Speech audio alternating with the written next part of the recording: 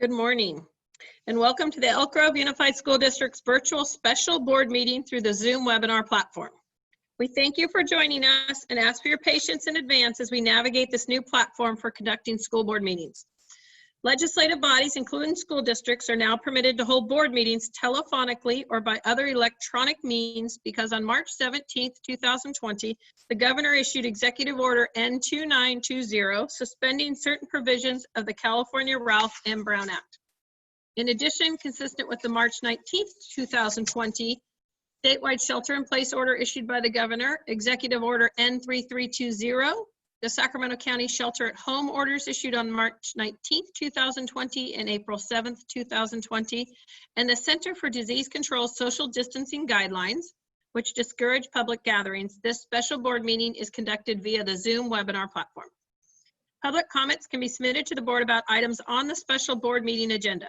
Because this is a special board meeting, only comments directly related to an item on the agenda will be read during the appropriate part of the meeting. Individuals with questions or comments on general school district issues may address those issues at a regularly scheduled meeting. All electronic public comments that were submitted to the board through the Google platform will be provided to the board in writing relative to the appropriate agenda. Please be advised that everyone participating via Zoom webinar is muted and all board member votes will be by roll call. Board members present today is myself, President Beth Albiani, Board Clerk Dr. Crystal Martinez-Alier, Board Member Nancy Cheris Espinoza, Board Member Carmine Forcina, Board Member Chet Madsen, Board Member Tony Perez, and Board Member Bobby Singel. In addition, today's Zoom webinar meeting is being video recorded and will be available on the district's YouTube channel. As always, we start with the Pledge of Allegiance, and I would appreciate Mr. Pierce being willing to lead us today. Thank you. Thank you, President Albiani. If everyone would please stand, salute, and pledge. I pledge allegiance to the flag of the United States of America and to the republic for which it stands, one nation, under God, indivisible, with liberty and justice for all. Thank you. Mr. Hoffman, you have a little opening, a review for our day? I do, and I'll make it very quick so we kind of get ourselves a little closer to back on timelines. Of course, thank you to the board for making yourselves available for closed session. A lot of important work to do, and I appreciate that. Today, we will do a safety and security update. This is actually a presentation that was scheduled for the last study session, but we ended up going a little bit long, so we reset that for today. So I think there's good information there. The board's received the information previously, but opportunity to engage with Mr. Oroso and the team. And then we will do a distance learning update, just kind of some of our learning so far with regards to the work we've done. We finished the first quarter of the traditional school year, which just seems crazy talk, but it goes so fast. So we'll have some reflections there. And then really the meat of the meeting will be following that, where we'll actually be able to share plans for providing services to our small cohorts of students, some of our highest need students in the district. I want to make sure we're clear. These are supplemental services similar to what we're already providing through our after school and safety programs, where the kids will be on campus. They will have staff with them to support them while they're doing distance learning. So it's not actually changing their instructional model, but it's providing students that have very specific needs, additional support to be able to better engage with the distance learning model that we have in place. So we're very excited about being able to get these programs up in place. You know, we do have hopes of being able to do some other instructional pieces, but those are part of work that we're doing with our labor units and aren't ready to present that information yet. But the information that we present today is what we can do right now. And if the board is comfortable with the model, staff will get to work on getting these up and running as soon as possible. So I'll leave it at that and look forward to all the presentations. I think the board will find them valuable. So thank you. Thank you. We'll start with the consent agenda. Ms. Pinkerton, is there any public comment on the consent agenda? Madam Board President Albiani, there are no comments regarding the consent agenda. All right. We have 2 items on the consent agenda. I would call for a motion to approve items 1 and 2 on the consent agenda. So moved. Move- Second. Moved by Ms. Singh Allen, seconded by Dr. Martina Salier. A roll call vote. Mr. Perez, Aye. Ms. Charis Espinoza, Aye. Dr. Martina Salier, Aye. Mr. Madison,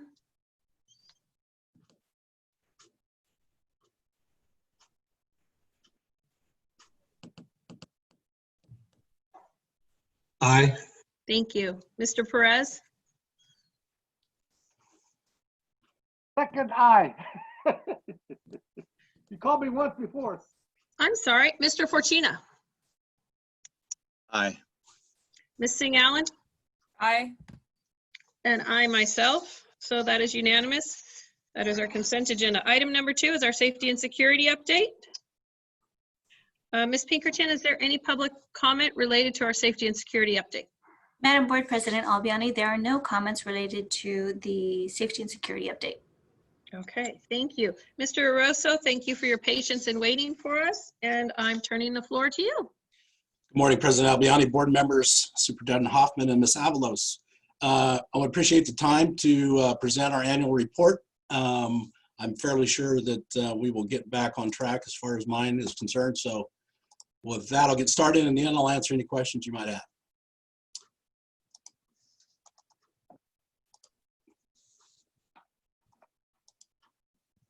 Are you seeing the presentation? I think I may have left the paper, the agenda over there in that room or something. Yes. Okay. So quick review. This is going to be a presentation of the security impact report to the board. I'll do a quick review and explain the report structure. As this is the first one, I thought I'd focus on what our thought was behind it and what information we're providing, and then go over the structure. And then at the end, if there's any questions about specific parts of it, I'll be glad to answer those.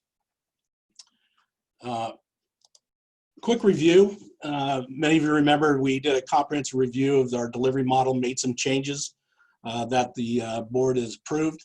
One of the things we did was we adopted some new board policies specific to this one, 5144.3. Had 3 requirements. One was the implementation of training to all district administrators, our site security teams, and law enforcement partners on the implementation of those board policies, to develop a comprehensive data collection system that records all we do, and then the preparation and presentation of a report to the board annually. The impact, as far as the synopsis, and I'll go over this and kind of let you know what the sections are, but we're going to be looking at events by total category, by sites. We were able to go back and generate some data for 4-year comparisons. And then, as many of you have stated in the past, you'd like to see some demographic information with the statistics. So we've added that in addition. So real quickly, in the report layout, section 1 is an introduction. So anything that's not directly a data-related category, changes that happen, new policies and procedures that are put in, new contracts, renewals, any of that would be in section 1. So we'll give you a synopsis of those types of things that occurred during the reporting period. And in this case, we've kind of gone back and looked at the changes in the delivery model and laid those out. Section 2 is just a reminder of our structure, the things we're tasked with, jurisdiction, organizational makeup, who our partners are, kind of some of the primary duties we do, like the school site safety planning, emergency procedures guidelines, and those types of things. And so any change that would occur from year to year would be outlined in this section. Section 3 is an impact report synopsis. So this is where you would go if you're looking at the report and you're not quite sure what a particular category might mean, or you're looking for some more in-depth information about what makes up, or what we're thinking about when we put information in those categories, would be outlined in this section here. So it's kind of a primer on what we're doing. So, and as you go through it, it explains the types of events, major report categories, you know, what is a crime report, what's a property crime, other crimes, non-crimes, those types of things. So it's an easy way for you to go back and have a look.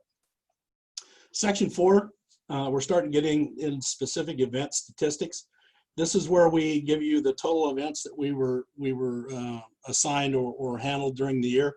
An event is pretty much any kind of call specific to a site or a particular problem that may occur, a lockdown, any of those kinds of things. It's not just directly patrol. So we've broken them down into law enforcement reports, arrests, special assignments, administrative assists, which is one of the big ones. You'll see things in here like court interpretations, those types of things, threat assessments. And as we go into section 5, we're going to start to break those down into more specific information. Reports, administrative assists, citizens assists, investigations were conducted. Those kinds of things are going down. So as we move through this, it gets into more detail specific to the types of events. If you flip the page over and still in section 5, we start to break down each of those categories into more in depth. And when we look at reports, arson, assault, brandishing, burglary, administrative assists, you know, parent concern, defiant student, hostile parent, those kinds of things. So we're continuing to break the data down into smaller sections. When we go to section 6, this is where we're looking at the data by site, specific to the types of calls, and then there's a legend on top and that you can match to if you want to know what a particular call was. So if you were looking at PD, that would be peace disturbance. And we break those down. Next year, you'll see an additional column in this, which will show you the percent of change over the year, site by site. And it goes through in its middle schools, high schools, alternative sites, and support facilities. Section 7 is where we get into the 4-year crime report statistics. And like I said, we were able to go back and do some hand searches. All of the data is currently being recorded in our new system. It's updated daily. And so at any time during the year, if somebody wanted us to pull up the data, we could. You know, so we, like I said, we were able to go back. So if you look at the types of reports we have, so all reports, arson, assault, battery, brandishing a weapon, all the numbers are down for this year. We did do a statistical review. There was some question how COVID affected it. Plus or minus about 1.5% is what the best we could come up with. So we think this year's data, that there's no real need to discount this year's data as a result of COVID. So are you on a different page? I'm on page 26. Okay, because over here, we still only have event categories. Oh, no, I'm going over the report itself. Do you have the report? Yes, I have the report, but just for those that are watching, this is the only thing that appears. So No, I understand. And the reason you guys have not approved the report, so it has not been released yet. So once you guys are happy with it, then we could go ahead and publish it. So this upcoming year, where we are going to see some statistical variances, is going to be in terms of threat assessments, in mental health type calls. We will see an increase in those. But for this year's data, we're comfortable with the numbers you're seeing being valid and not skewed by COVID. Missing persons, as we kind of work our way through this, vehicle collisions, miscellaneous.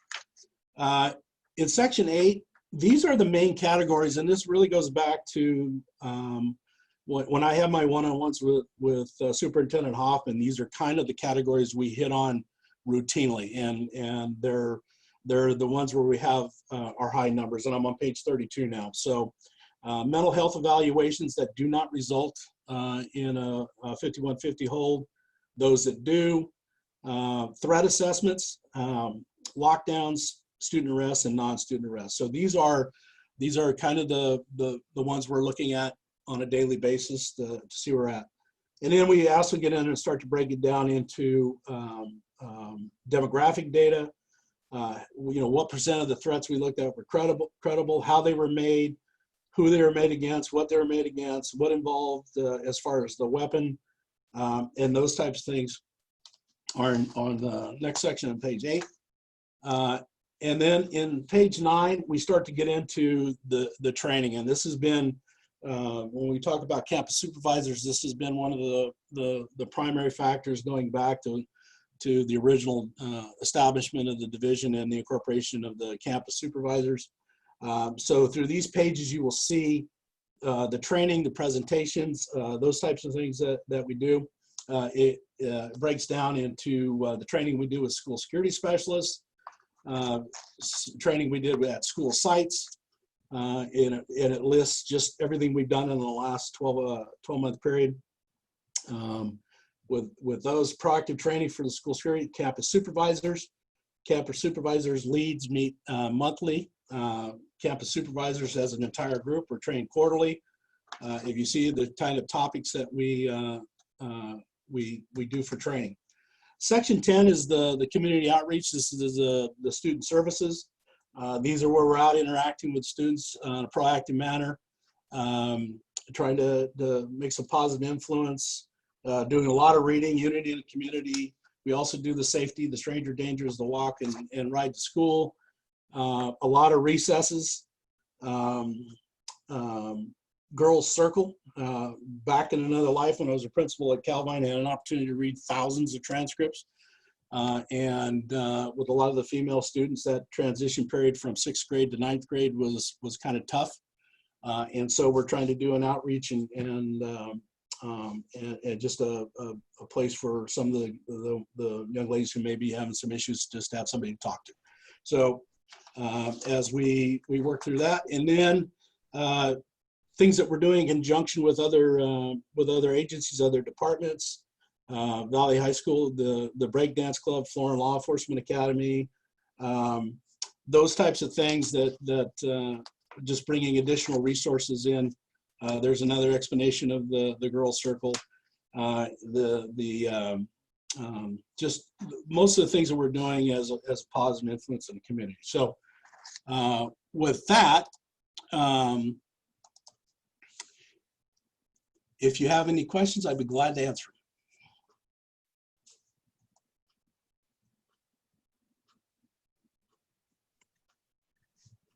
All right. Ms. Singh Allen?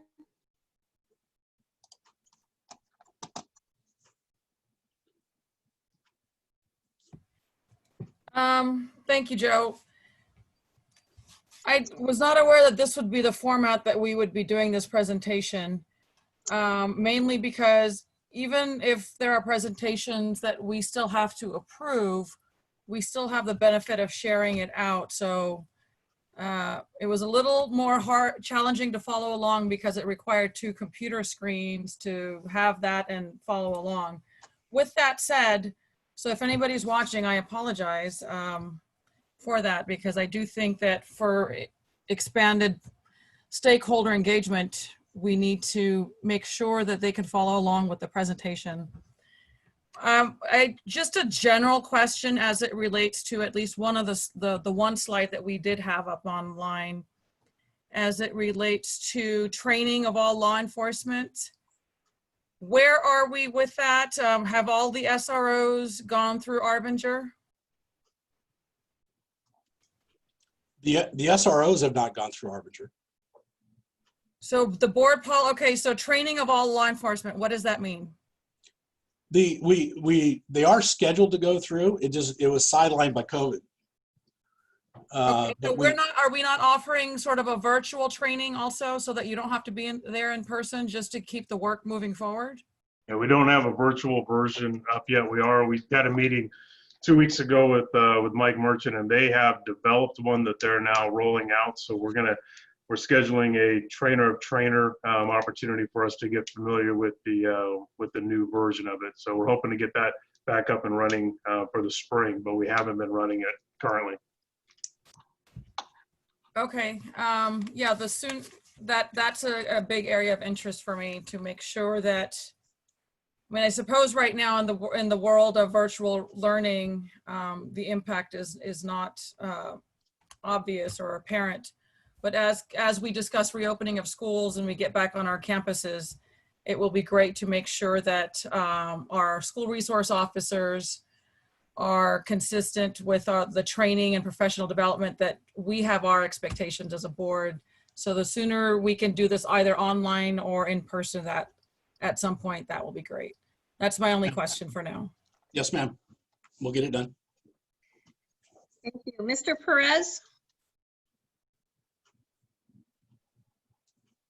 I have a question regarding a newspaper article yesterday on domestic violence and the undercount of domestic violence and the lack of county data from a variety of sources. Do we have that in the report? There are threat assessments that we respond to that are triggered by some type of domestic violence. And examples would be student on student in a relationship. We have had calls of parent on student, sibling on sibling. We had one call that was generated from a teacher observation on a Zoom online, one of their classes. So the data is incorporated into our report. We can track it to that level of detail. But yes, we are. Yeah, so do you have access to the Sacramento Sheriff Department data set also that you could possibly get and possibly do it within the school district? Is that possible?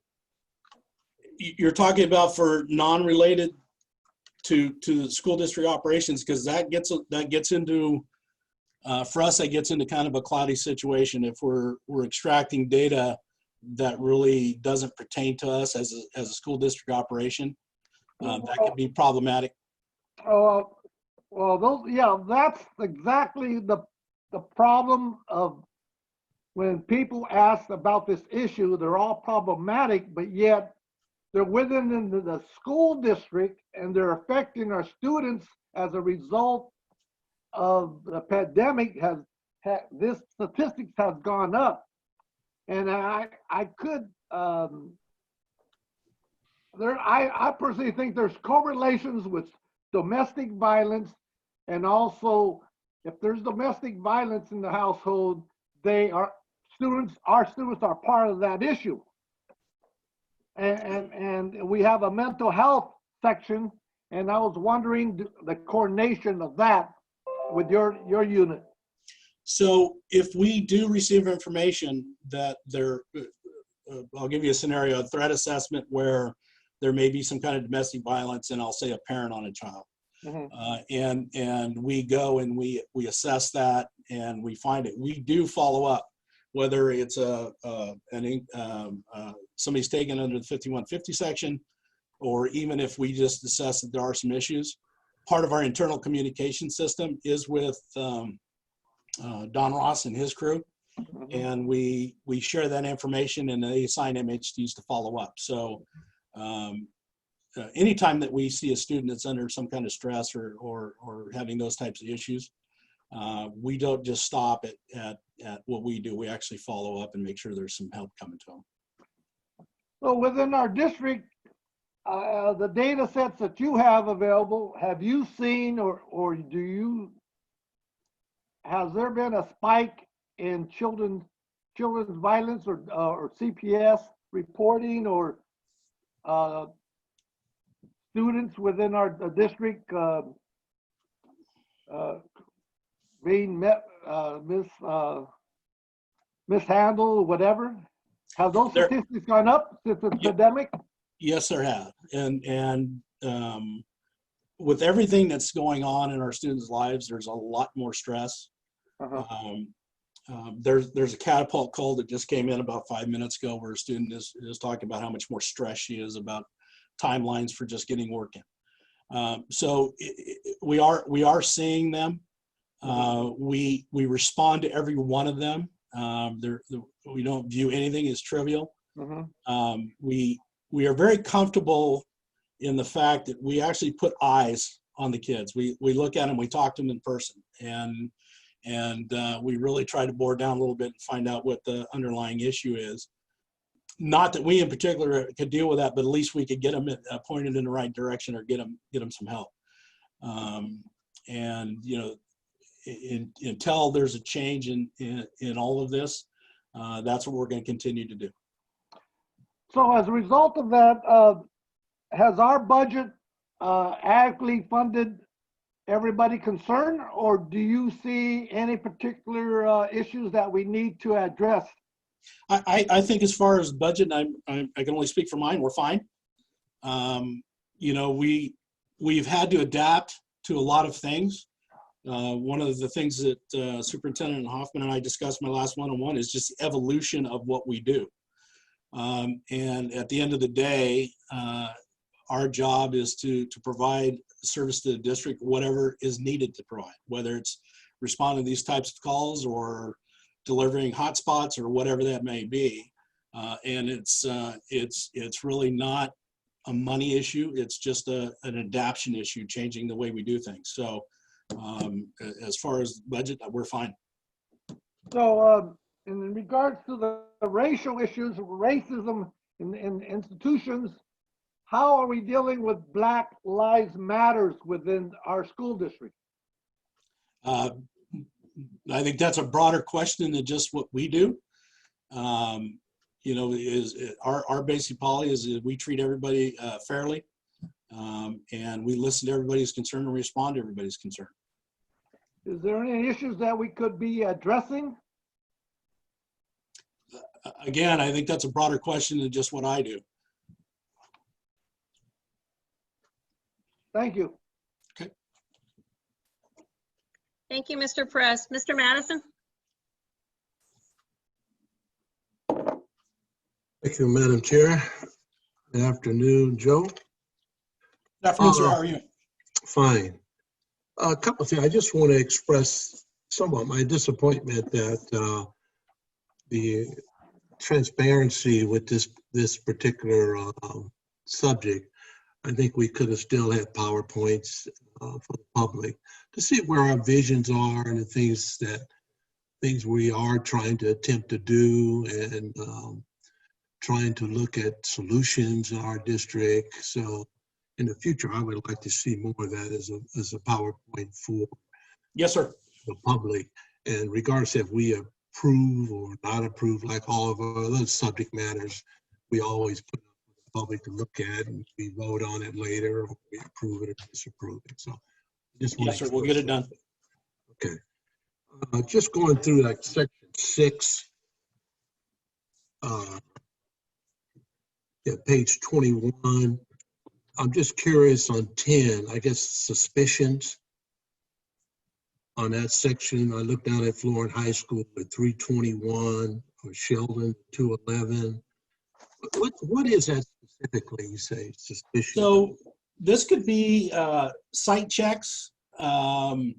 One of the ones that we've seen a lot of recently is people going on and using the athletic fields during the lockdown. So we would get a call, can you go check, or can you stand by? We've had some construction work being done. In some cases, fresh paint was put on fields and they wanted us to stand by and make sure nobody got on them. Fire watch, if one of our alarm systems goes down, we need to maintain a 24-hour fire watch. Vandal watch, you know, those types of things, building security, special events. A lot of things that would fall in this category were the fall fairs that a lot of elementary schools have. So these aren't necessarily bad things. They're just, you know, additional things that we're looking into. Okay, I was just curious because Florence was so glaring at 321, which was much higher than the rest of the high school. Yeah, and like I said, this isn't a necessarily negative number. It's a lot of it is administrative. A lot of it is the site itself. Like I say, the open construction, open pits, those kinds of things. Okay.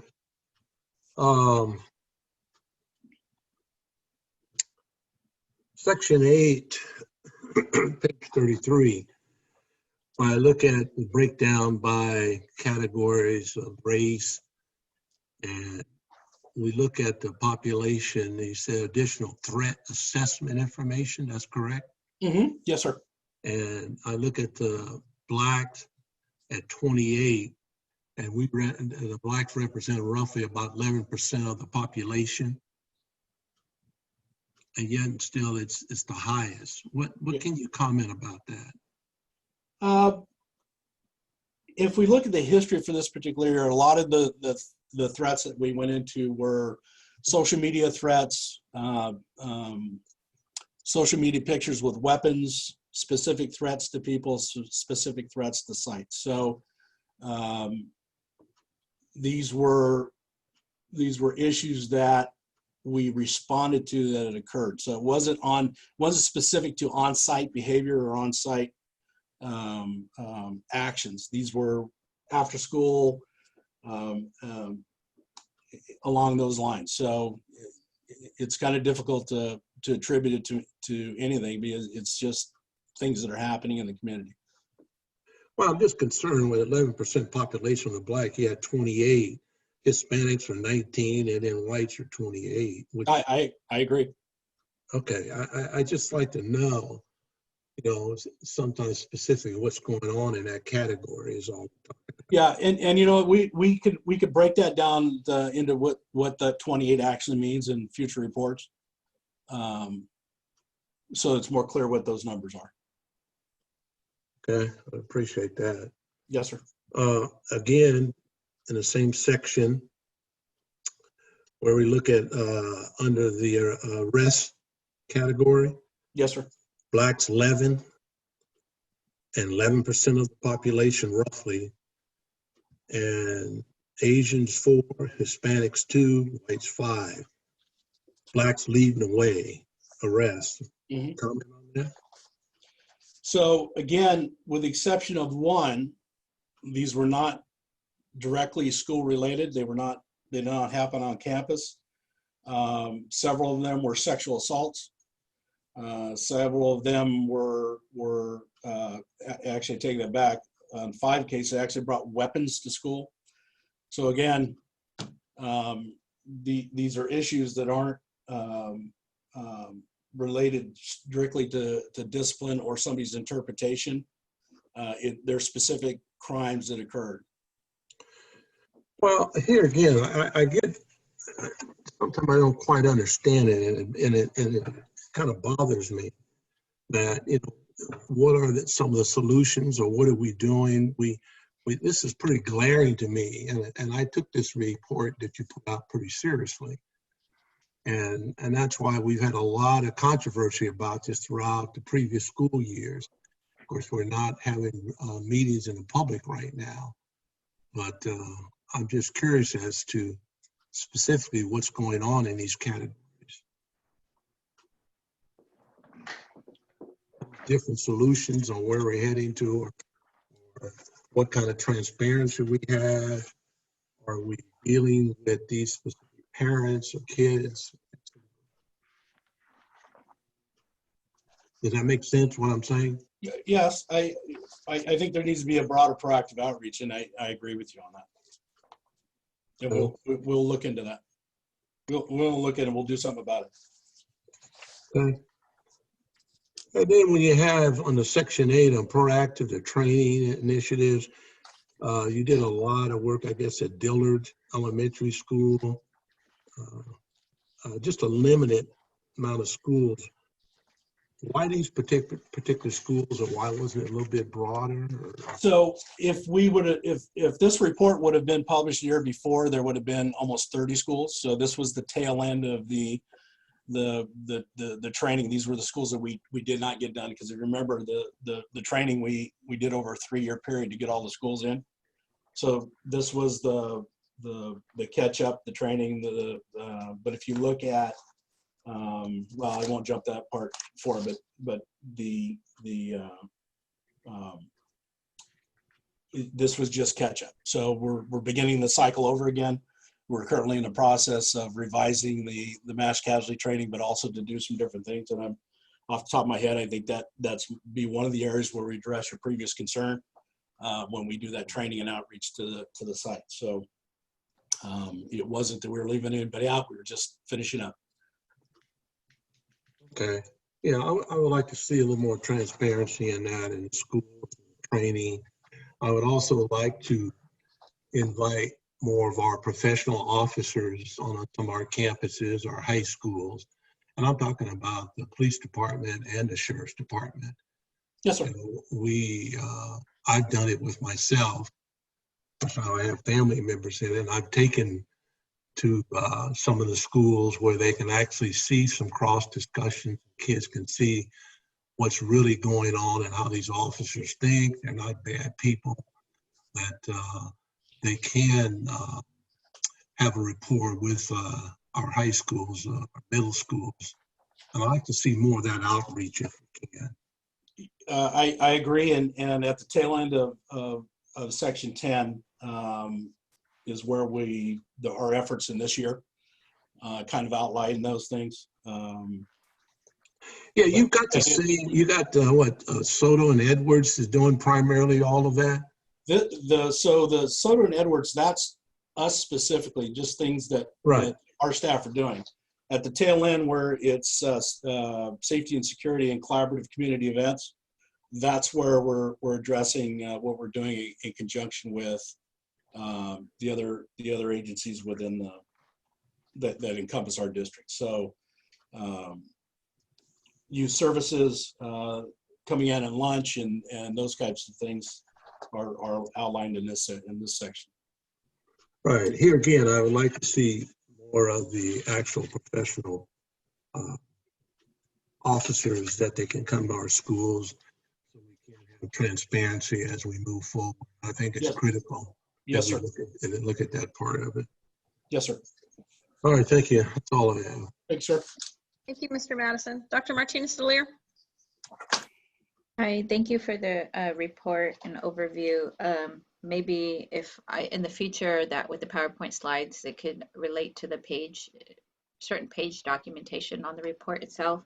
I did have a couple questions on page 18 under miscellaneous. I know you put a detailed school bus involvement collisions, but what other things fall under that category of miscellaneous?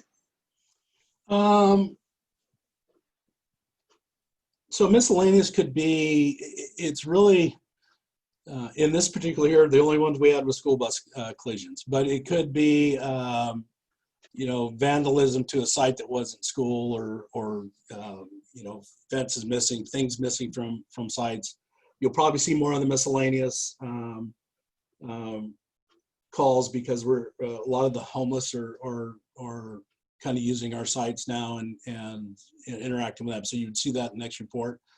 But this is, and if there is an additional item under miscellaneous, we'll list it. But in this particular case for this year, it was just the school bus.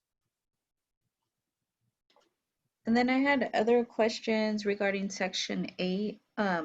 When you're looking at the category, it's going to be page 32 for the mental health evaluations.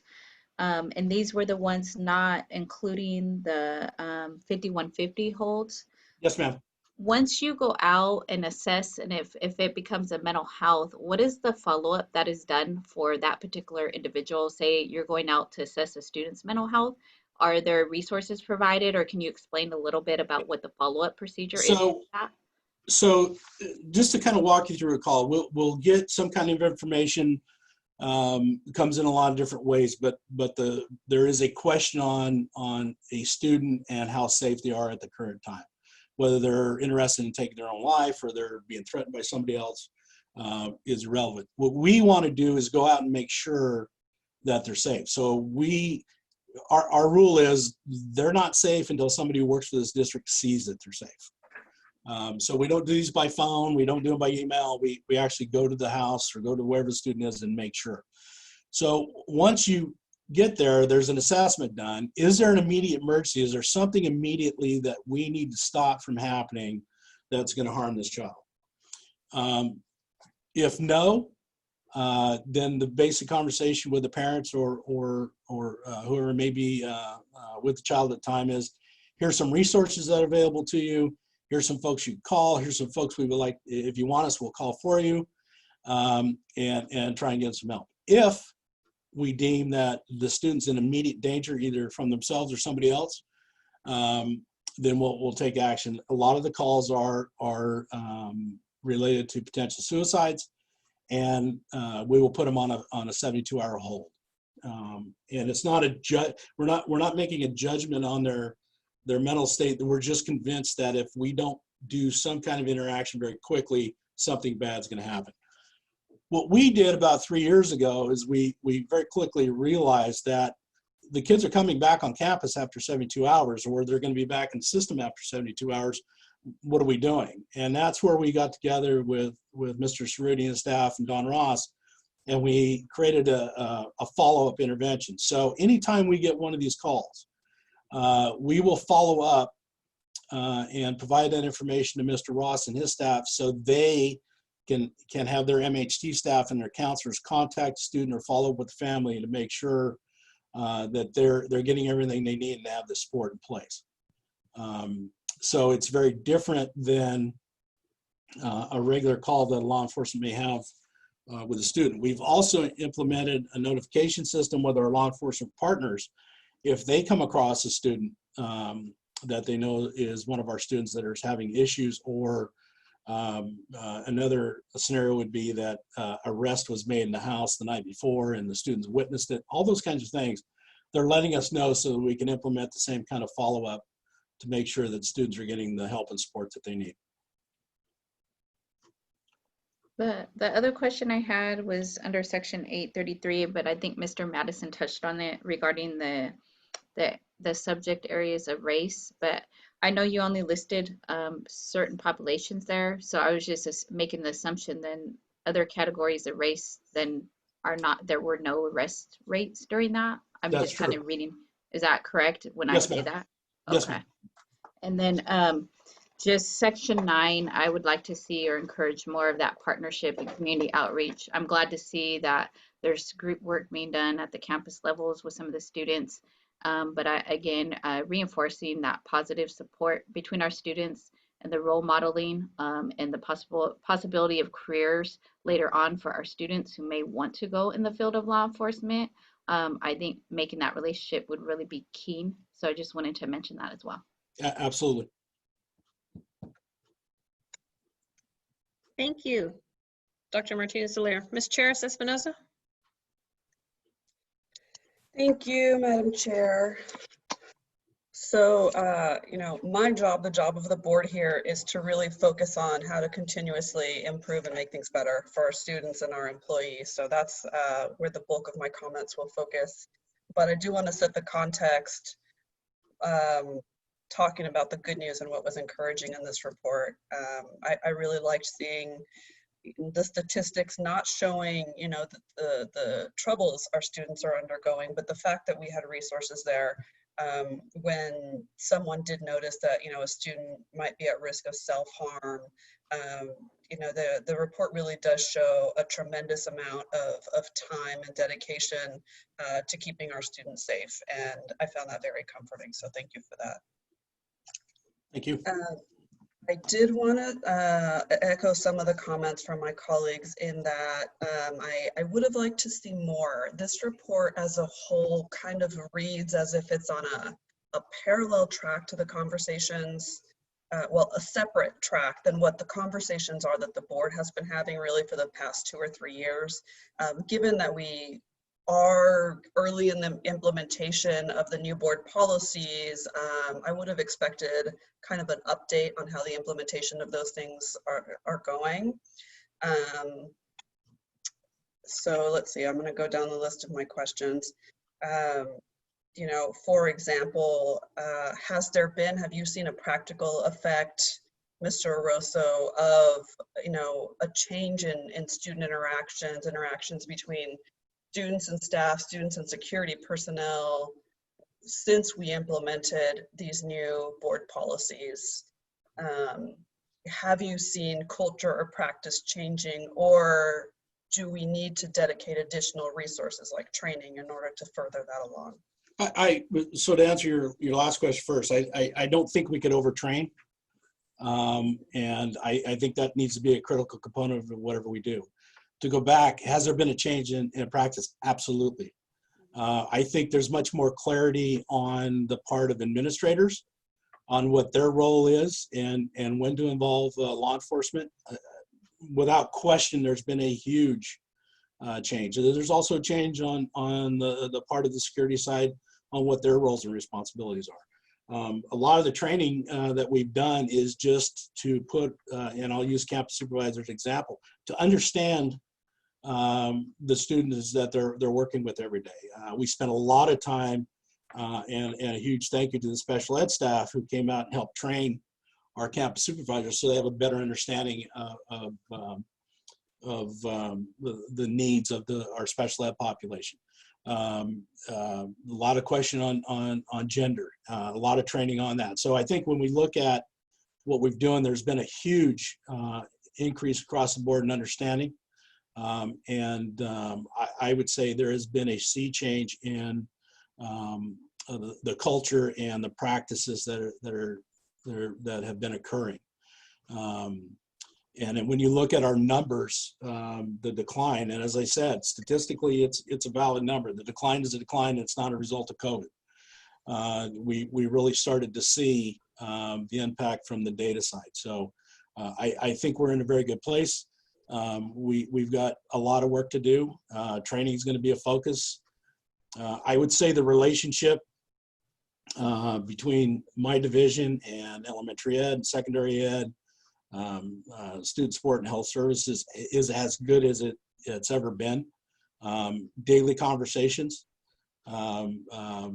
We encourage dialogue as opposed to text messaging. Pick up a phone and ask a question. I was a teacher in this district. I was a principal in this district, and now I'm wearing another hat. But so a lot of times we could have just a simple conversation and navigate through some of these issues without going right and playing the law enforcement card or doing something along those lines. So to me, there's been a huge transition. And I think we're in a very good spot, and I think we're poised to get in even a better spot.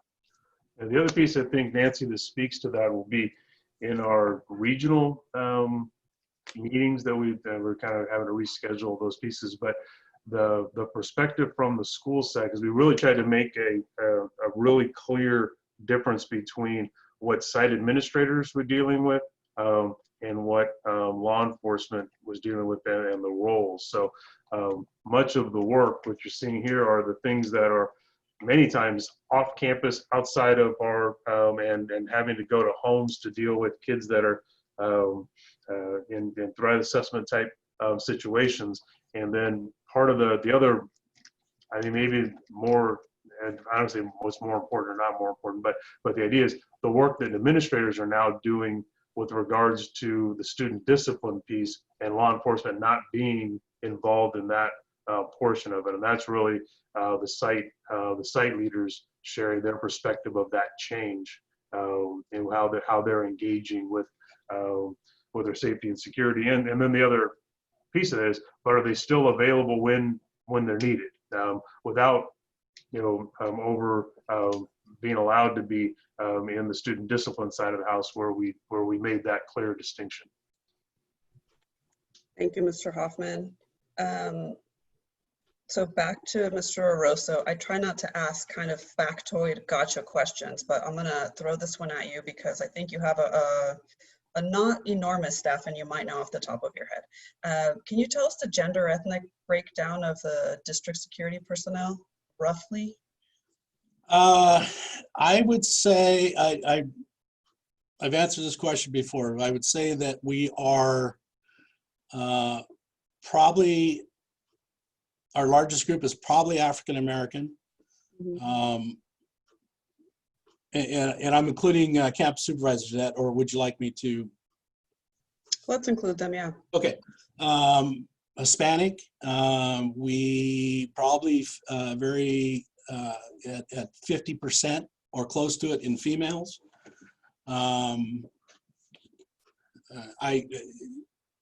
we have made a concerted effort to be as broad as we can. And we will continue to do that. We just moved an Hispanic male into one of our manager positions, female, excuse me, who has gone up from the ranks. We look at our campus supervisor pool as the future of our school security specialists. And I've said it before, if one day I was to come back and see somebody who started a campus supervisor sitting in my chair, I would say the system works. But I could give you specific numbers if you would like, but I would say we are as diverse as any group out there.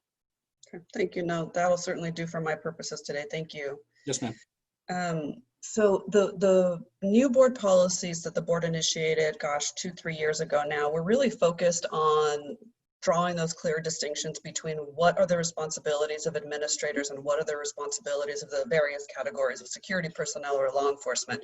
Am I correct that that admin assist category is where that would be captured? You know, where that line really is? That's when some kind of campus security personnel is called in to assist an administrator. Is that right? So, no. An admin assist could be where they call in. It would be non-discipline or non-crime related. It's, can you come in and help us interpret a court document? Custody issues are big ones for us.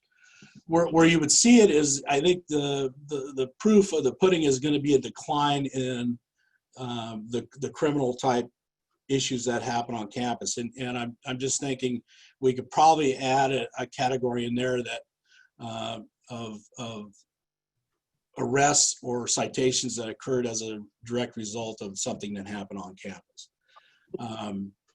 But we have so many levels of review now before an action is taken as a result of those board policies. So if something was to happen on campus, a lot of people are having conversations, and I'll just say something happened at Elk Grove High School.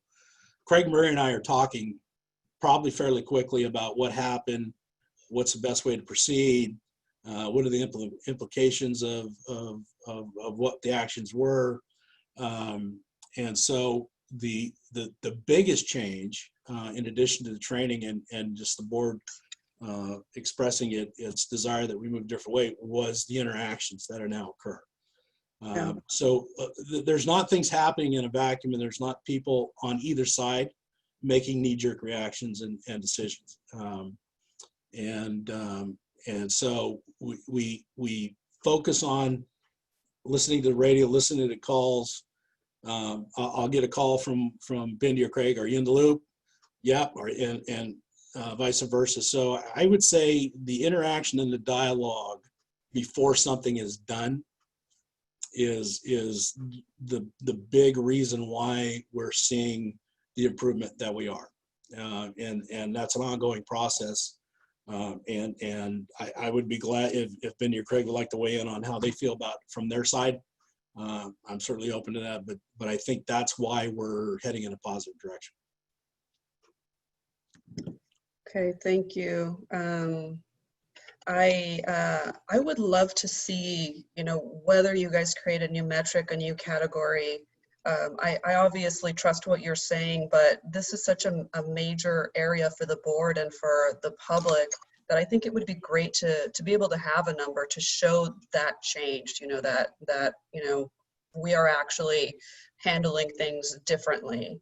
And we can show that with a number. Of course, I hope that the change is, you know, primarily due to the new board policies and not entirely due to COVID and the kids not being physically there. But, you know, the real test will be obviously when the kids are all back in school, and, you know, we won't really know for sure until then. So, you know, we don't want to wait until that time comes.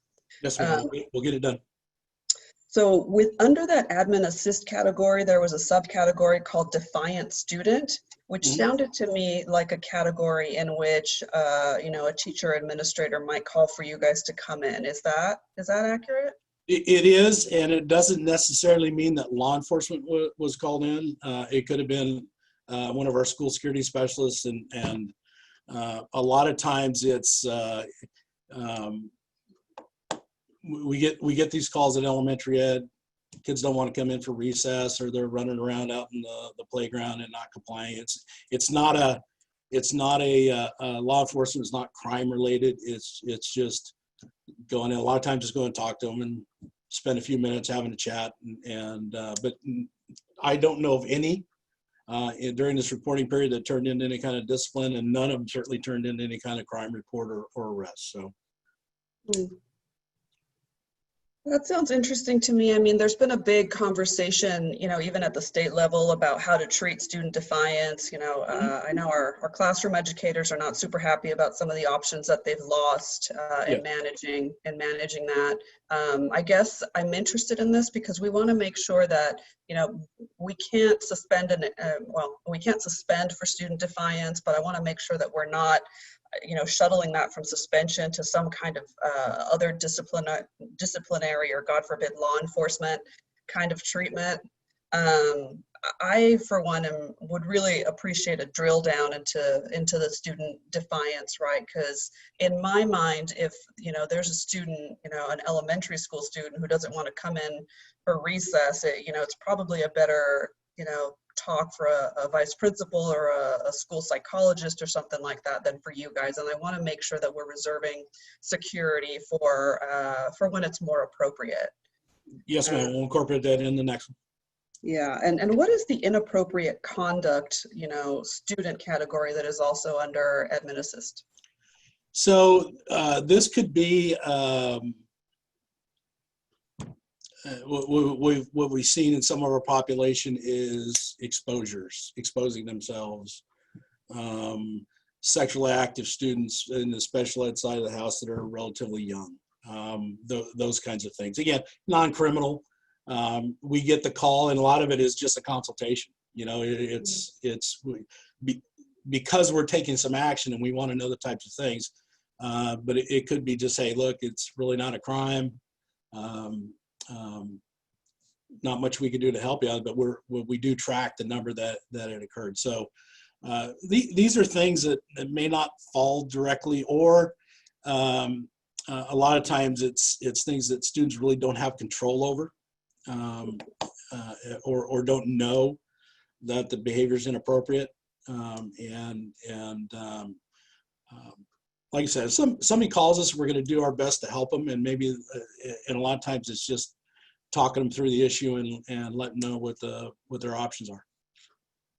Okay, good stuff. I appreciate the ethnic breakout of some of those key categories. I would actually like to go a little bit further in that, particularly in the defiance category, since that is one that historically has been an area where we see disproportionate application of student discipline. There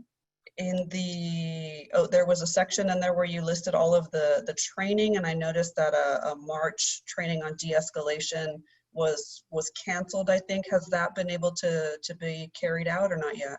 Well, it's still, we're still kind of in the COVID mode. And so we have the training ready to go. The training is designed to start with yard duty and campus supervisors and work its way up. So until we actually get those folks back, but once we do, it is scheduled to go. It's on the top of our priority list, especially the de-escalation and the bias training. And so we have them ready, standing by.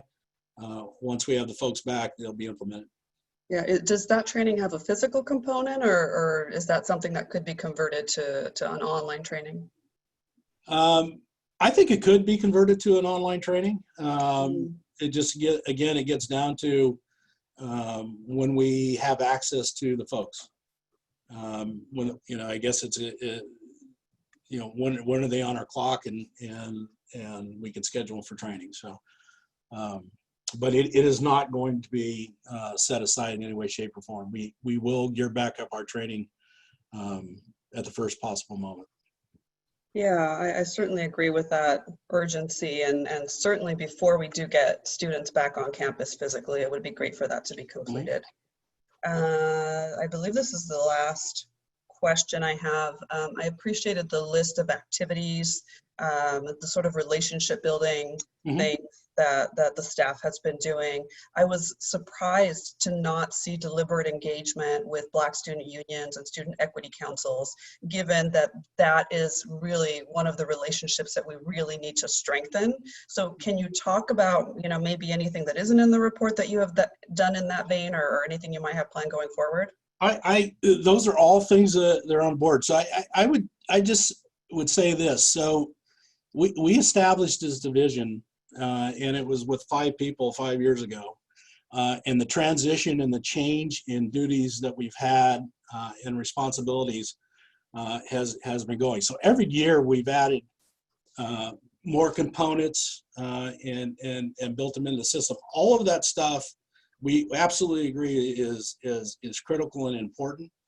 And it's just us getting a foundation under ourselves for how we deliver those things and how we interact. And a lot of it is we viewed as relationship building with the sites themselves. So the sites understanding what we're trying to do, the sites, especially administrators, trusting us that when we come into their sites, that we are trying to do the right thing. We're not coming in a law enforcement mode. We're coming in a relationship building mode and an educating mode. And so I would say over the next year, you know, it's hard to say what's going to happen in the next 3 or 4 months and when we'll actually be able to get back into it full. But I would say once we're back into having students on campus, we plan to accelerate it because we do think we have the foundation built, and we think we're starting to develop the expertise. We understand kind of how these things need to be delivered and how we need to interact to make it positive. So we are going to broaden this and expand it, include every possible group that we can. Joe, one of the pieces of Nancy that Joe and I have already spoke to specifically, and with Craig, is a connection with our IYT program and having the concept of the kids being able to interact with our safety and security personnel, and really, you know, asking the questions: what is it that would make you feel more secure that our safety folks are there in support of you versus sometimes the natural reaction with their experiences on and off campus. So that's one group, and I think the other immediate group, now that we have the equity teams at the school levels up and running and the district level of that would be another place that we could you know, very quickly begin to engage with. But those are the two examples off the top of my head that we've already began having conversations of a natural place for those two groups to intersect. Yeah, those are great ideas. Obviously, everything is easier in person, but you know, given the uncertainty that we're operating with, I would hope we not, you know, wait for that full return to start making those connections. And we just have a tremendous opportunity to start fostering mutual understanding and you know, become more informed ourselves and you know, continue to improve, as I mentioned earlier. So that is all that I have. Thank you very much, Mr. Oroso, and I will hand it back to you, Madam Chair. Thank you. Mr. Fortuna? Okay, I'll be right with you. I got to get out of, okay. Thank you. Hi, Joe. How are you, sir? I'm well. Excellent.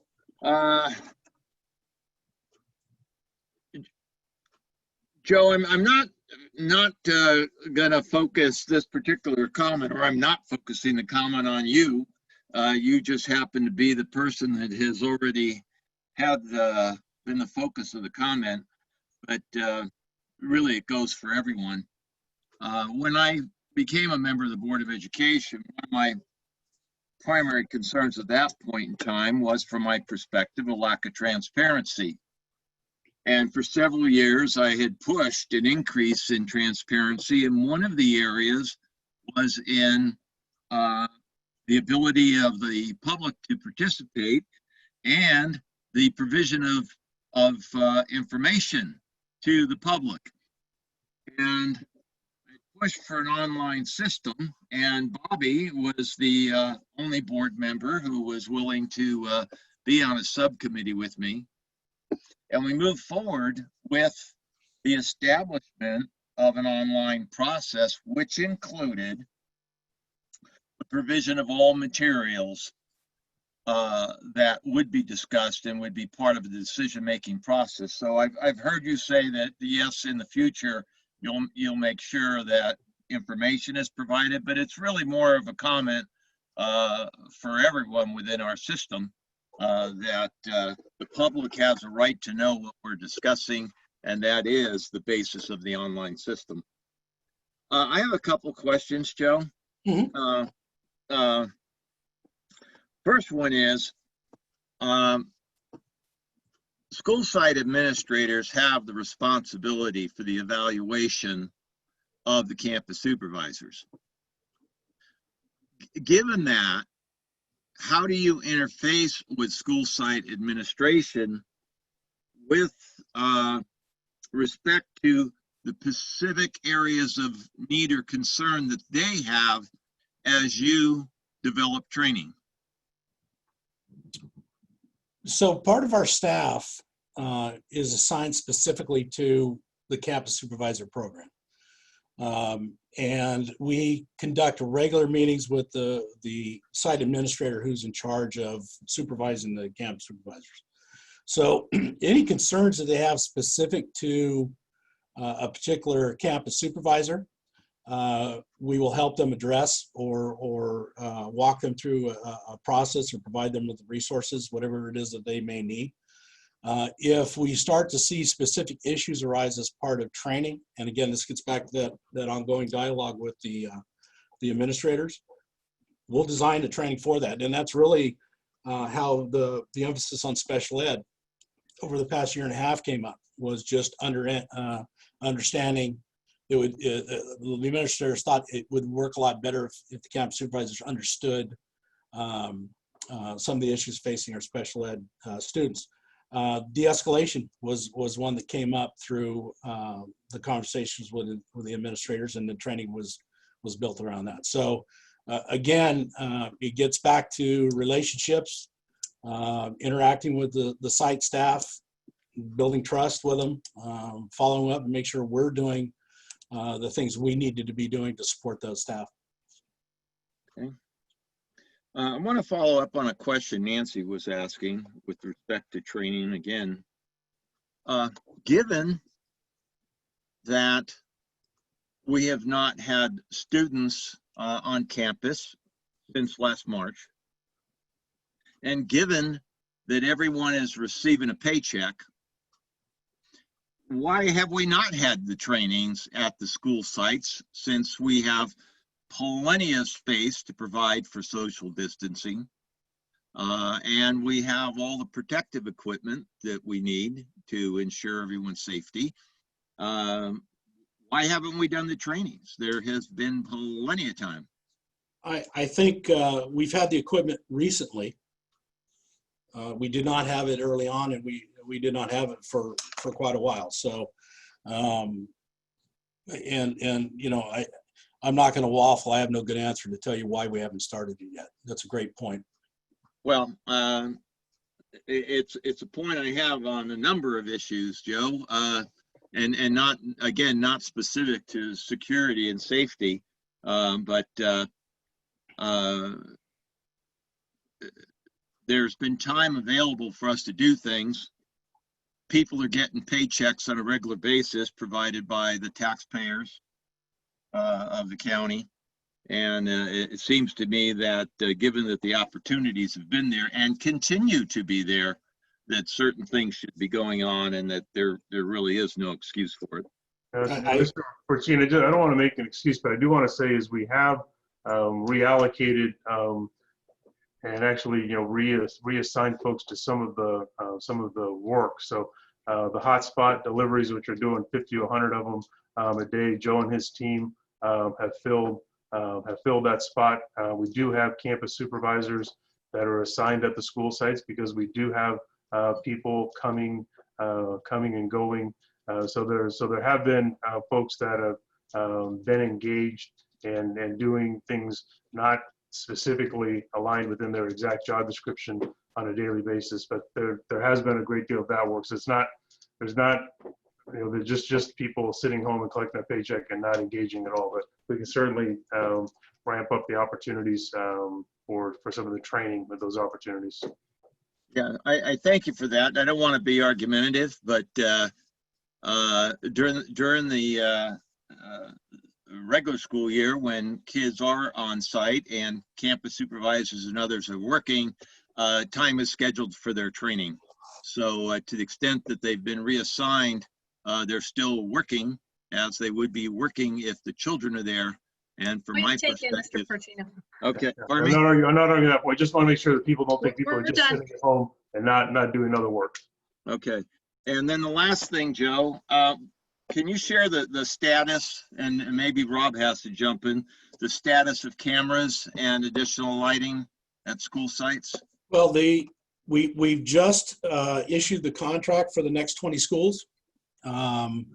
Construction, we're hoping will begin very soon. We're looking at right now sometime in August to complete those. And conversations with Sue is we'll start prepping the next batch after that. I would say that the new organization that we're working with is very good. As far as my side of the shop, we're getting our skill level in working with the system and using the system is growing exponentially. We've had some uses already where sites were vandalized and we were able to use the camera system to rectify those issues. So I think we're in a very good spot now. We know what we need. We know how it should be implemented. And as I say, we're ready to roll out in the next bunch. Thank you. You know, if I could, as far as the report goes, and I know some of you have expressed some concern, this was a little bit of a shot in the dark for us about what it is you really wanted to see. And so we took a stab at that. There's 2 people taking notes right now. We'll incorporate everything that you've asked for. And as far as the disclosure, I didn't want to presume what you folks on the board would want as far as when the report was released and who it was released to. I understand now what you want. So none of this was intentional, and it wasn't an attempt to not be transparent. It was just getting feedback from you on how you wanted it to unroll. So we will certainly make all the corrections that you've outlined and get it forward in the next report. Thank you. Ms. Singhal? In light of what you just said, Mr. Aroso, I think for the benefit of the board and the public watching, I would like to recommend that we have another presentation on this exact subject matter at a future board meeting, because it is too important to not have stakeholder engagement, and in the full interest of transparency that we do make this available so that the public has the benefit of raising questions and have, so we don't have public comment, but we don't have public comment because they don't know what the content of the presentation is. So I think it's imperative that we do share based on some of the feedback that you're hearing, and even what was shared with the board. It is important to include the public in this decision-making process, because this has been it's been a hot button issue for a few years. And for us to really demonstrate in an honest way, we need to be able to share that data. We need to be able to share where we're at, how far we've come. While we can talk about it amongst ourselves and look at another screen or on our phone or maybe printed out the report, it doesn't really lend itself to a proper conversation and truly a deliberation. So my ask is that we finish today, but we bring back based on some of what you've heard, and that we bring that back sooner rather than later, because this is such an important subject. I've had a number of calls from constituents over the last several months on safety and security, and we've come a long way, but to truly share, how far have we actually come? I think it's just too important to not bring this back up at a future meeting and share the information. So my ask is, Ms. Albiani, is to re-agendize this again in the future with the documentation and our presentation made available. Yes. So. I'll second that. Understood. Okay, we've got it. I only have 2 comments to make, Oh, thanks call to, for the vote. we just had a presentation, sir. There's no vote. We Well, got- there was a motion and a second. I think she was just implying that she agreed. Yeah, but within our handbook, all board members have to agree to an item coming onto the board agenda. So it is All right. appropriate for us there's been a motion and a second to a motion. So it is appropriate per our handbook because we all have to decide. Otherwise, every individual board member can demand that items go onto the board agenda. So we need to be in agreement. Thank Point you. taken. Ms. Singh Allen, Yes. Mr. Perez, Yes. Mr. Madison, Yes. Ms. Charis Espinoza, Yes. Mr. Fortuna, Yes. and myself. Though I would like to make a comment that's very short. I think one of our key points that we've all agreed upon is training is important. And I think Arbinger is the door to opening people's hearts and minds to further training. So to me, the most exciting thing is to see Arbinger, de-escalation, and bias training happening. So we'll look forward to talking to you in the future. Thank you very much, Mr. Rosso. Yes, ma'am. Thank you. We will have a 30-minute lunch break. It is now 12:34, so we will come back at 1:05. Thank you.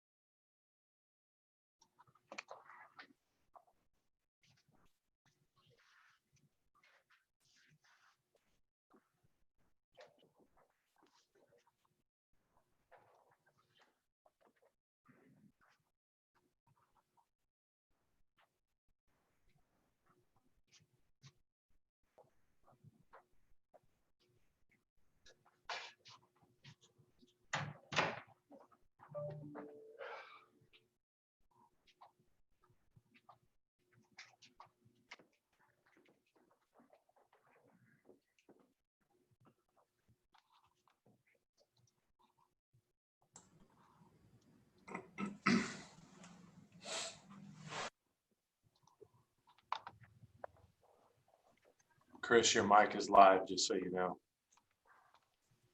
Thanks.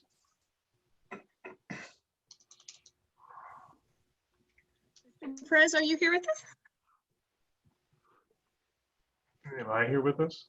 Yes, All right. I can see Nancy, Carmine, Chet, Bobby.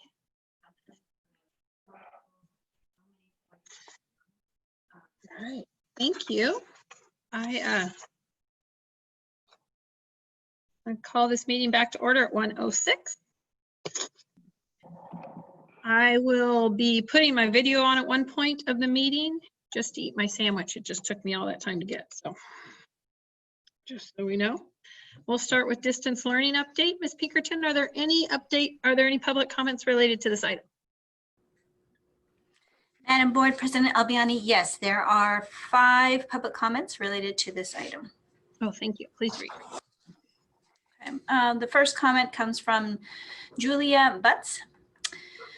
I implore you to make a plan to give all our students the school immediately. Folsom Cordova already has a plan to have their students return to campus.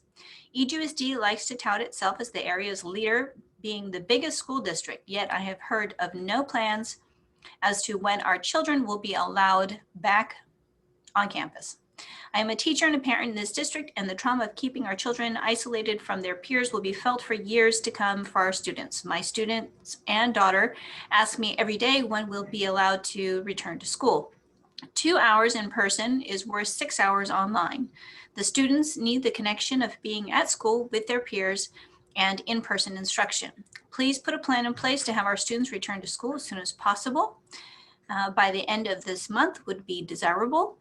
The safety procedures are in place. Valuable learning time is being wasted and keeping the students home who want to return. Please let us return. The next comment is anonymous. The district has had months to implement procedures to allow students back into schools once government leaders have said it's okay to do so.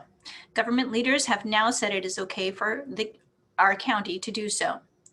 Please open schools quickly so students can be in the classroom where they belong and want to be. Distance learning has been better than nothing, but with so many technological issues, it is far from ideal.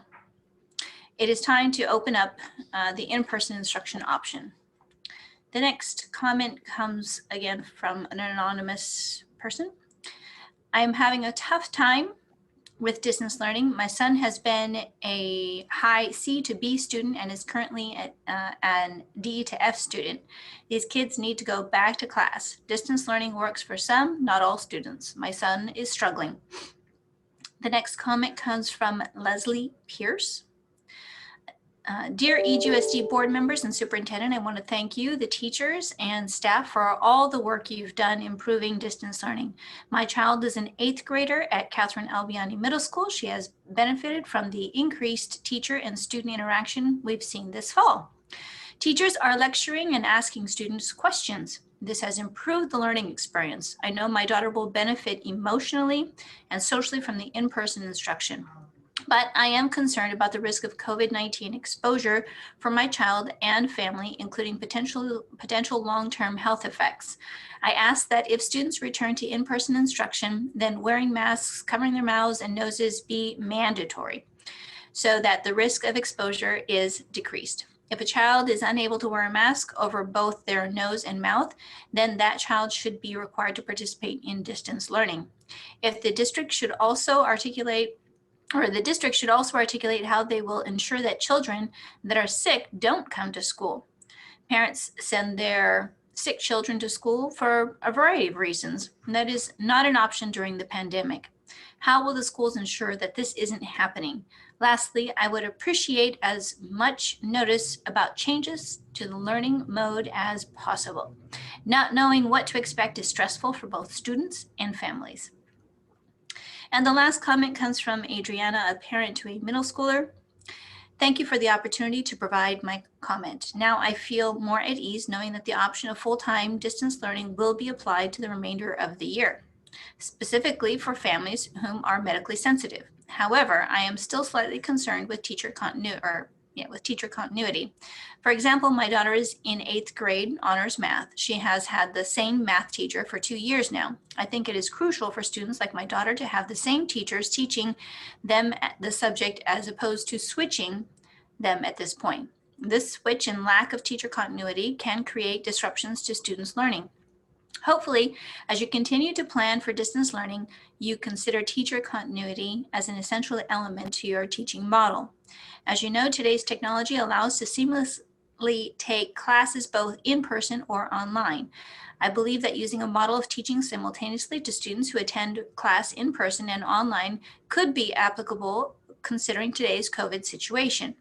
This model provides the ability for online students to take advantage of in-person instruction, thereby meeting the needs of both students. I think utilizing one teacher to teach both in-person and online students will help with teacher continuity as well as minimize stress and disruption to students' academic year. I hope that as you continue to plan for distance learning, you will be able to consider a model where the teacher can teach students who attend class in person as well as online. Thank you for your consideration. And that concludes the public comment. Thank you. The distance learning update. Mr. Hoffman, do you want to talk before we start, or we'll go ahead and move to Mr. Cerruti? Yeah, so we'll jump into it with Mr. Cerruti. We will try to move through the slide portion of the presentation as quickly as we can, so we give the board the opportunity to engage and see if we can catch up a little bit with the afternoon sessions, as we are running a bit behind. Okay. Thank you. Mr. Cerruti? Thank you, Madam President, and good afternoon, members of the board. Are folks seeing PowerPoint on the screen? Excellent. And I'll get it set up here. And thank you again, Madam President, members of the board. Good afternoon, and also to Superintendent Hoffman and Ms. Avalos. As Superintendent Hoffman indicated, I won't sprint through the information, but I also won't lag. So we afford you the opportunity to ask any and all questions that you would like. We have a variety of staff members here to go as deeply into any of these elements as needed. This is the framework and structure of the PowerPoint and the presentation. It ranges from the balance of synchronous and asynchronous learning. And as you'll see in just a moment, these are the actual schedules, and we'll go all the way through and conclude with adhering to our principles of continuous improvement. And I just want to take a moment and just reinforce, because as our parents and community are doing a terrific job of staying informed and asking terrific questions and being wonderful partners through this process with us, the question of will distance learning be continued through the remainder of the year? And the answer is yes, we will be ensuring that distance learning opportunities are available. And this in part will help inform our parents in terms of how we're approaching it, and ultimately continuing to try and improve upon our services. And one point I do want to make before I just jump in, and that is, as is often the case with this information that we're sharing, the PowerPoint that was uploaded previously, this one was uploaded just as recently as this morning with some updated information. And so I just wanted to share, it's 98% the same from before, but there's just some updated information. And I did note previously that there was some transitional model information that was dropped into this. I take responsibility for that as we were doing it, but and that was simply pulled out. So this is a slightly different version and updated and available to the public. I'm not going to take the time to walk through this. This information, though, is simply denoting and noting the various schedules that we have at elementary and middle, the next 6 slides. So if folks were truly interested and wanted to analyze and see specifically what those schedules look like, one point that I do want to make, and that is one of the comments referenced that. One of the public comments referenced the increase in synchronous time. And that's a notable change that was made through our ongoing collaboration and partnership with our Elk Grove Education Association, our teacher bargaining unit, and leaders and our teachers themselves. We collectively and collaboratively developed a schedule that certainly is an improvement from what we had in the spring. And so that notable increase in the direct contact that our teachers have with students should be evident and is evidenced by these various models. So this is grades 1 through 6 for our year-round and Mod T. And then we go to TK and kindergarten schedules for year-round and modified traditional. And then we have our TK and kindergarten for year-round and modified traditional. And then we move into, and there are examples of our secondary schedules, including our 4x4 and our 3x4. And so at the conclusion of this, if the board has any questions, we'll certainly come back to all of these. I don't mean to rush through them, but primarily we wanted to include this information because it's important programmatic information that lays right out there openly, all the schedules that we're operating under for all of our schools across the district. And then moving to a focus on high quality instruction. We've continued to have this focus. It's the component of one of our 4 strategic goals, which is high quality curriculum and instruction. And just want to reference just for a second, when we do refer to high quality instruction, it's not just a concept. We're operating off of a 12 component model that focuses on principles of high quality instruction that include collaborative learning, independent learning, guided instruction, focused instruction. It includes learning targets and success criteria, student talk, formative assessment and feedback, active participation. And then there are 4 what we term academic enablers that include interpersonal skills, study skills, motivation, and engagement. And so I just wanted to reference that. It is not just a concept. It's the cornerstone of the work that we're doing directly with our teachers and our administrators and support staff here in the district office to bring high quality instruction to scale in all of our classrooms. So that continues. And then we've been piloting a new electronic walkthrough tool.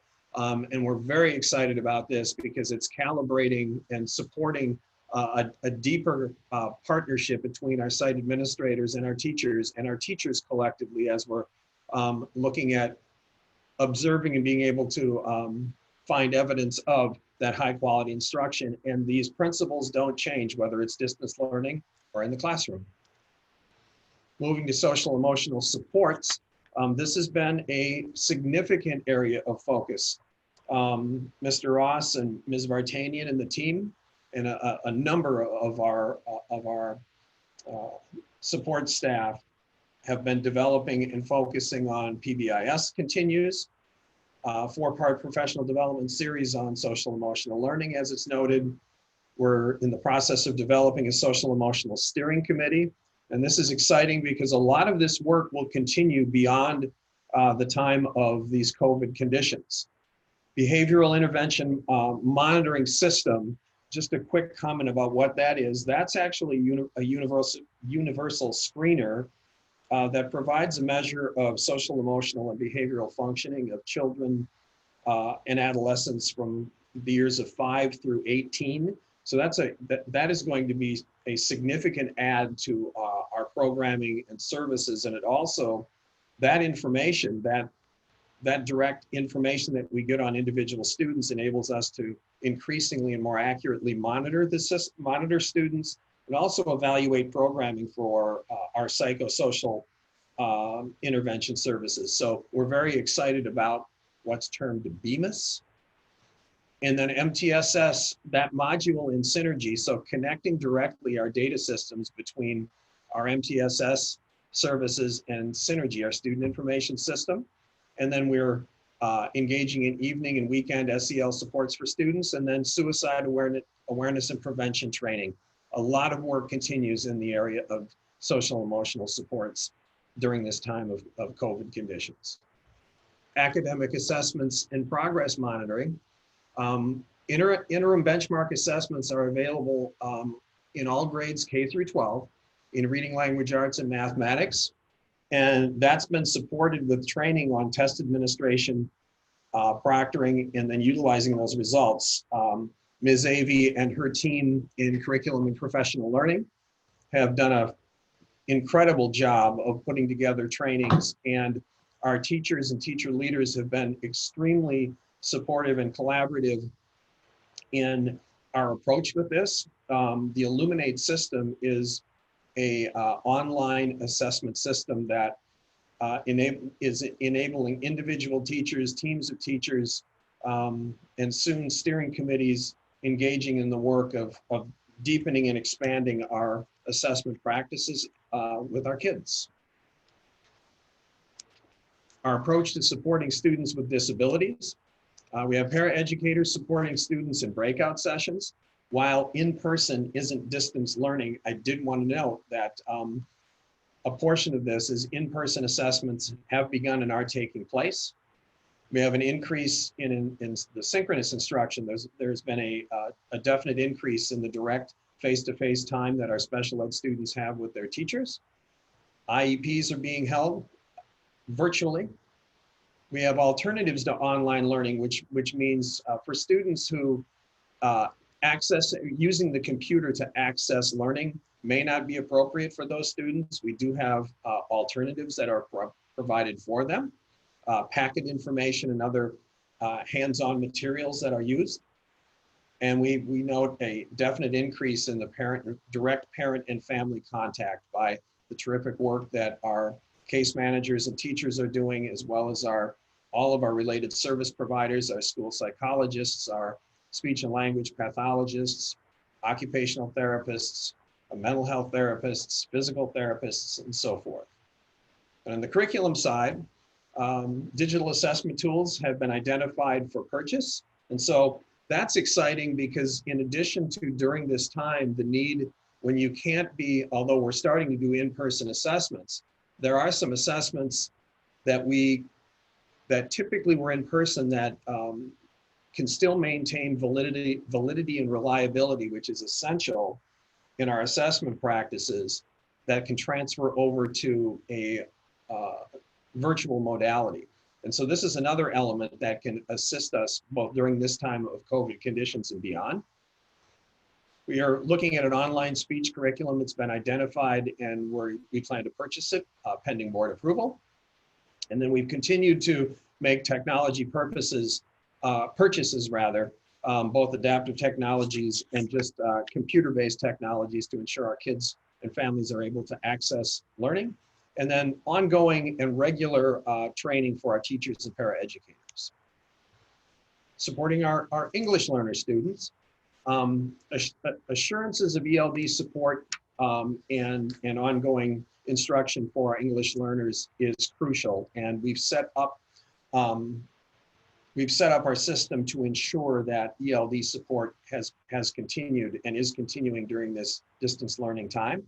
Imagine Learning is something that we're expanding to all English learners, and it's a terrific resource that can support our struggling for all English learners, but also our struggling reclassified students who need additional support. We're looking at accelerated supports for our newcomers, and so for folks, some of our folks, community folks and parents who are joining the meeting. Newcomers are not necessarily English learners who are just new to the district. These are folks who are new to the district and relatively new to the country. And so some of our recent immigrants to include tutoring and additional language support. And then a incredible partnership exists and continues to evolve and just deepen between the Department of English Learner Services and then the Office of Family and Community Engagement. Ms. Bollinger and Ms.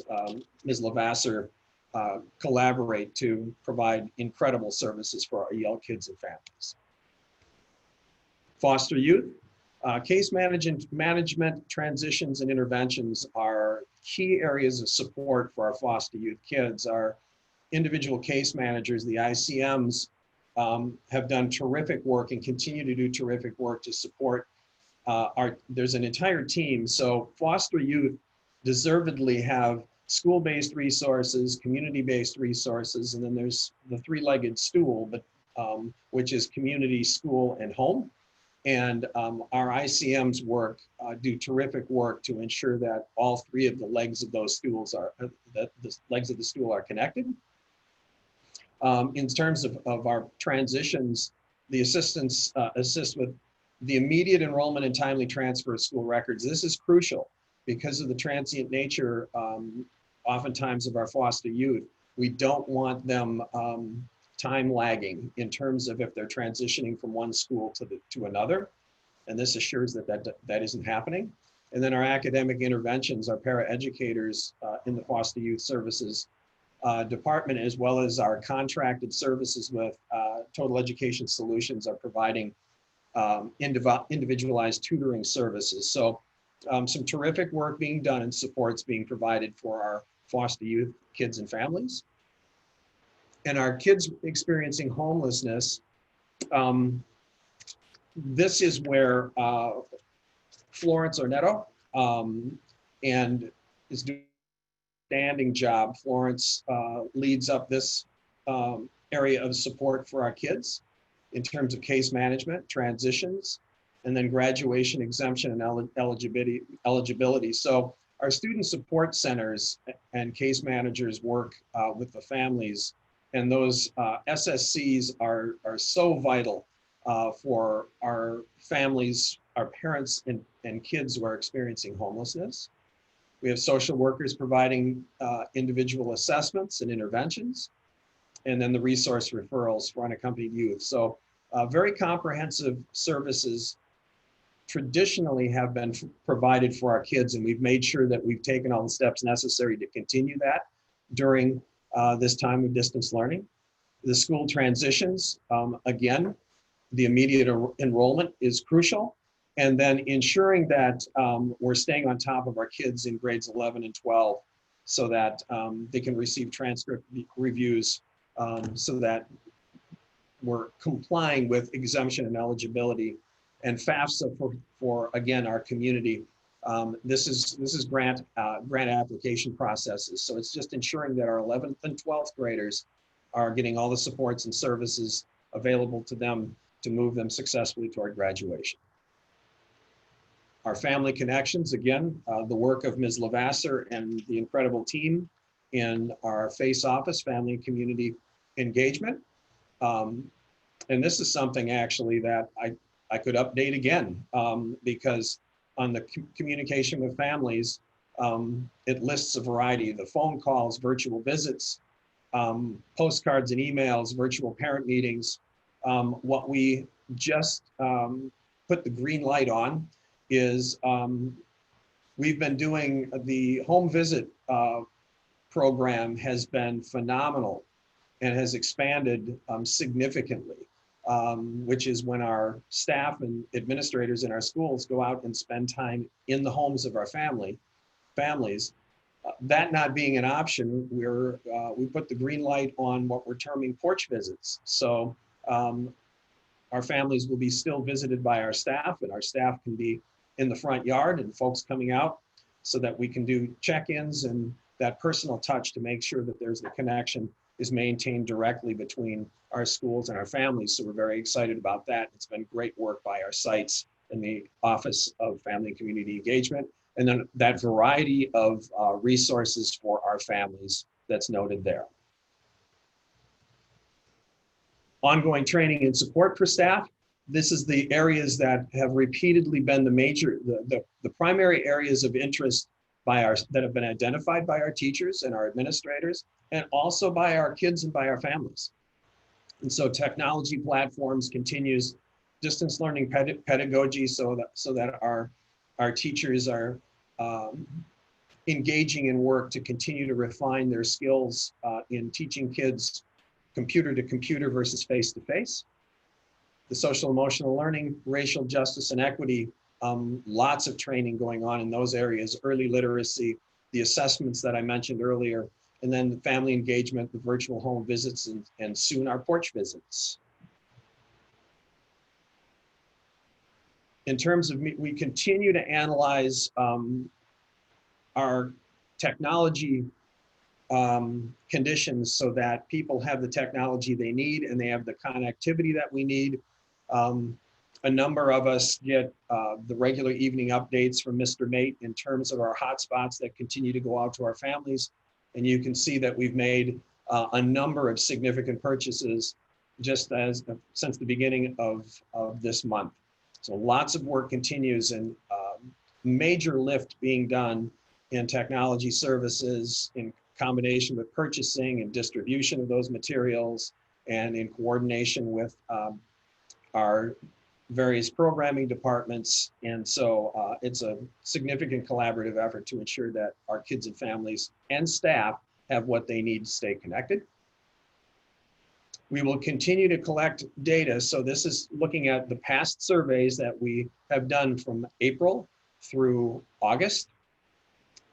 And we greatly appreciate the understanding of our staff and our families as surveys are going out, and the entire school community continues to do an amazing job of understanding the importance of that feedback. So we appreciate that. Here are some planned surveys. And this is another element that don't necessarily look at this as anything that is set in stone, because as conditions change, but this is, in general, we want to continue to get feedback on distance learning. So no, we're looking at the best time to put information out, a survey out that continues to gather that feedback from our kids and our parents and our staff. And as we begin to move toward more specific plans to bring students back, we'll also be reaching back out to our families to find their preference of having their children return to school versus staying in distance learning. So we will be continuing to reach out to gather stakeholder feedback. And our use of stakeholder feedback, we don't just gather it, we use it. And I've shared this a number of times in terms of the main themes that have emerged thus far. And it's interesting, reduce the length of synchronous instruction. This is that I've talked about this before, because finding that sweet spot of what is the perfect amount. There is nothing perfect. Well, what's perfect is going to be based on every individual student, but certainly we recognize that when we put schedules in place, is the amount of distance learning for a first or second grader or a kindergartner, is it the same, and should it be the same as a 6th grader or an 11th grader? Of course not. And so we are looking at the optimal time and how that time is being used. But this notes opportunities for students to get extra help, empathy and support, timely communications, monitoring ongoing mental health, and then looking at hiring and training more counselors and mental health professionals to support our kids. Those are some of the major themes that have emerged. We are evaluating the program, and we're doing it in a comprehensive manner. So some of the outputs, meaning the types of actions that we're engaging in, we do have the ability to analyze Google and Zoom classroom analytics, meaning instructional time. There's also instructional practices. This is that student parent surveys where we're getting information on the quality, and also that goes to staff as well, but it's also that font observation that I referenced earlier. So those are some things that we're beginning to use. The assessment practices for Illuminate test participation is something that we're looking at. So we will be looking at the amount of assessments that are being produced and also being utilized. And then our observation practices as I mentioned. And then outcomes, we're looking at student attendance, student engagement, satisfaction, social emotional learning, and then academic performance. So these are all the areas where we are gathering data to be able to analyze what we're doing and what it's resulting in. And then lastly, we don't just wing it when we're trying to analyze what it is that we're doing. We deeply analyze inputs, which is our money, primarily money, time, and people, what goes in. And then we analyze carefully what is happening. And then we analyze carefully what it's resulting in. We're always using gap and cause analysis strategies. And based upon that, we make determinations for continuous improvement of our actions. And with that, I am happy to answer any and all questions that you may have. And there are a variety of other folks that are here to be able to answer questions as well. Back to you, Madam President. Thank you. Well, I'm going to turn it right over to my list here. Mr. Forcina, any questions or comments about the presentation? Yes, I do. Thank you. So Mark, lots of information, but cutting to the chase. What do we know about lost learning? What do we know about the application of grade assessments? What do we know about teacher participation in trainings, since many are optional? What do we know about how we're addressing the social emotional needs of children? How do we know specific site needs and other related items? I heard a lot about what we're doing. So what do we know? And how will we address what we have learned? So one of the things that we can do, Mr. Forcina, is we can absolutely put together. So in terms of everything that you asked, whether it's participation in trainings to student outcomes, the good news is all of that data is available, all that data is being tracked, and we can most certainly put a report together that is an outcome-based report that would lay all of that information out. Yeah. And what I would say, at least anecdotally, and I apologize, I didn't mean to cut you off.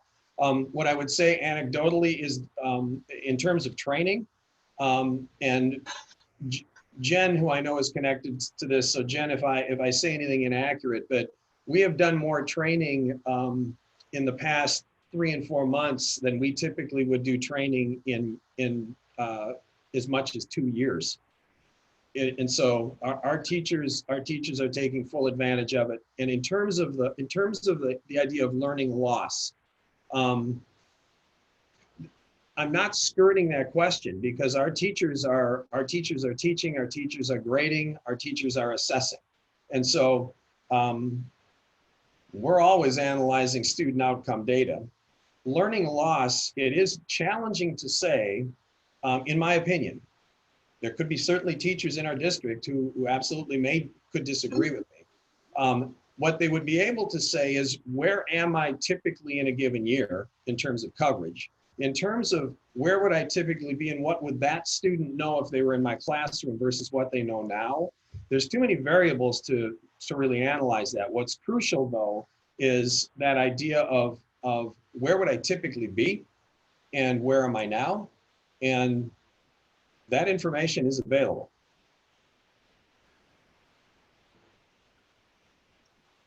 But it is a challenge. It's not going to be a 38% of our students are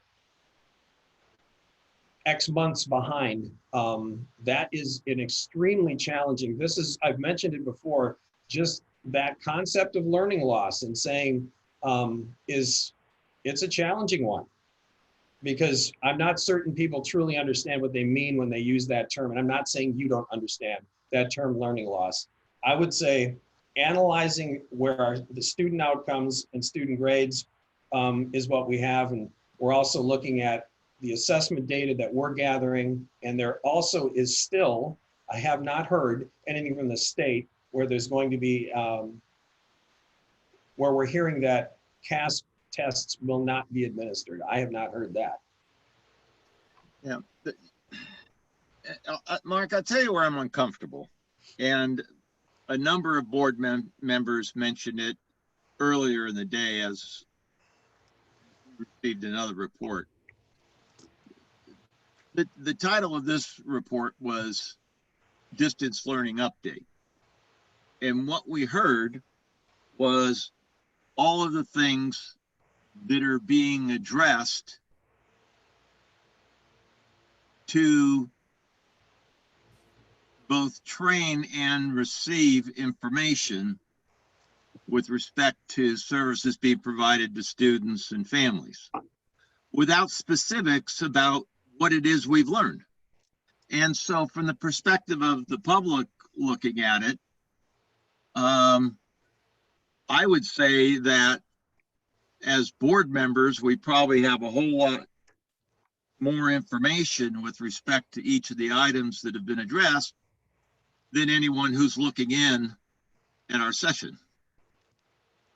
And it's good to know what we're doing and why we're doing it. And it's also imperative to know what we've learned. And I just think that should be on the table also.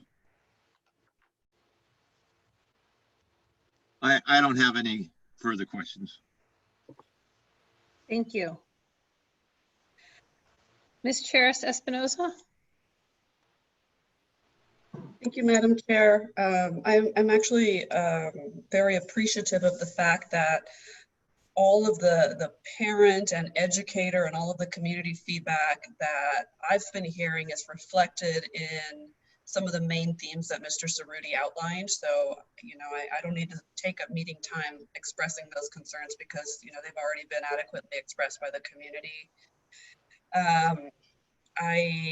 I'm happy to hear all of the training activities and everything we've been doing to continuously deliver a better service. And I will share that I think parents and kids really notice the difference between the type of instruction we were able to deliver in the spring and we've been able to offer this year. And I'm happy that we are continuing to improve because no matter what, I think we're going to have a lot of families that want to continue in distance learning for a while longer. I don't think I have any questions at this time. Thank you. Thank you. Thank you. Dr. Martinez-Alier? Thank you for the presentation. Some of my questions, I'm glad to see that we have the training that is taking place and also the amount of technology and equipment that we're purchasing for our families, depending on their needs, right, for distance learning. I think that's really steps forward. I do have a lot of questions more around the outcomes. So just when you talk about student performance, and maybe that's something that could be done in the future, looking at the site level, just to give the feedback, because I know we have administrators going into the via Zoom or the Google Classrooms and observing. So feedback they might have on what's working at their site levels, I think would be key. And then also questions around outcomes for students when we're talking about student performance. I know we received some data about the student attendance rate via online and how that seems to be going successfully overall for our district. But just looking at the student performance elements and also the tracking of those who are requesting extra supports that may need the one-on-one support or going in during additional time to meet with the teachers.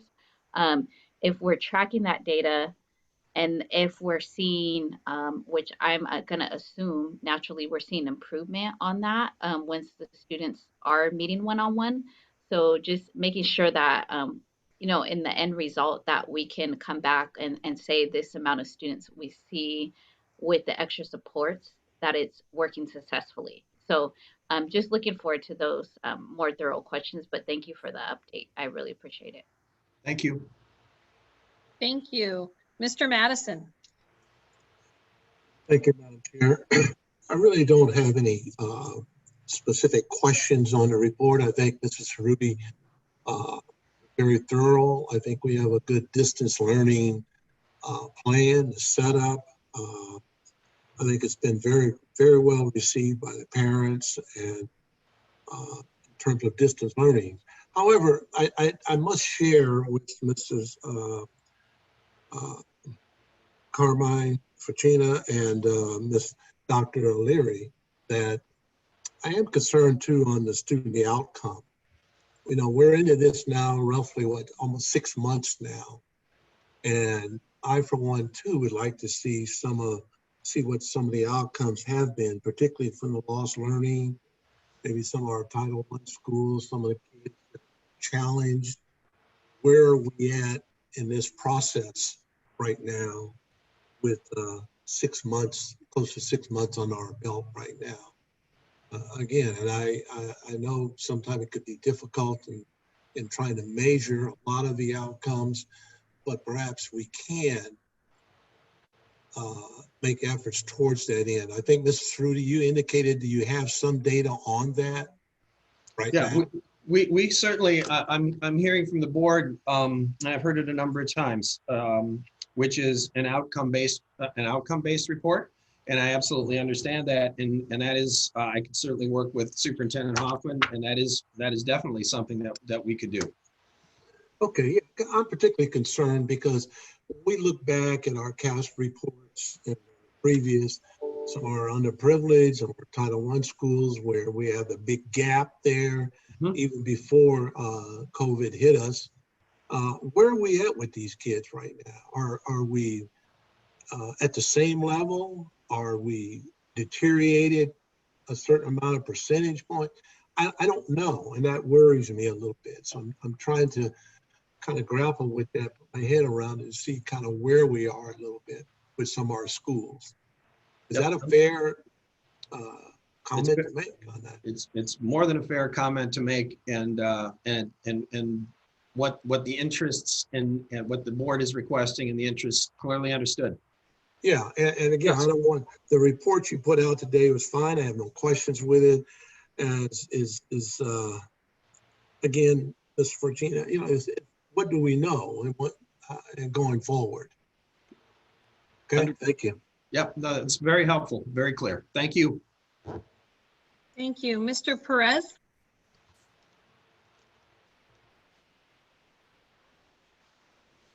Feel the same way. Outcomes. I've been All right. looking at other reports of other school districts, and they say that IEP students have a higher risk of failing. Is that true within our community or our district? Well, Mr. President, I think it's safe to say a short answer would be yes. The students with disabilities, and you'll see in just a moment when we shift over to the other topic, we've identified several groups of students that, based on a number of factors, we would consider them to be a higher risk group. Yes. So the short answer to that is yes. Yeah, I see some of these data reports that 50% of English language learners are at risk of failing. Foster youth, homeless youth. So I'm very concerned on outcomes. We need outcomes, data sets. And like I said, you just hit on the 4 groups actually that we will be talking about in our next section, because those are 4 groups that we are focusing on. Okay, we received a lot of money for this particular group of students. So, you know, I expect a lot of high outcomes for these students and a lot of resources at the local school site with extra staff, extracurricular activities, et cetera, et cetera.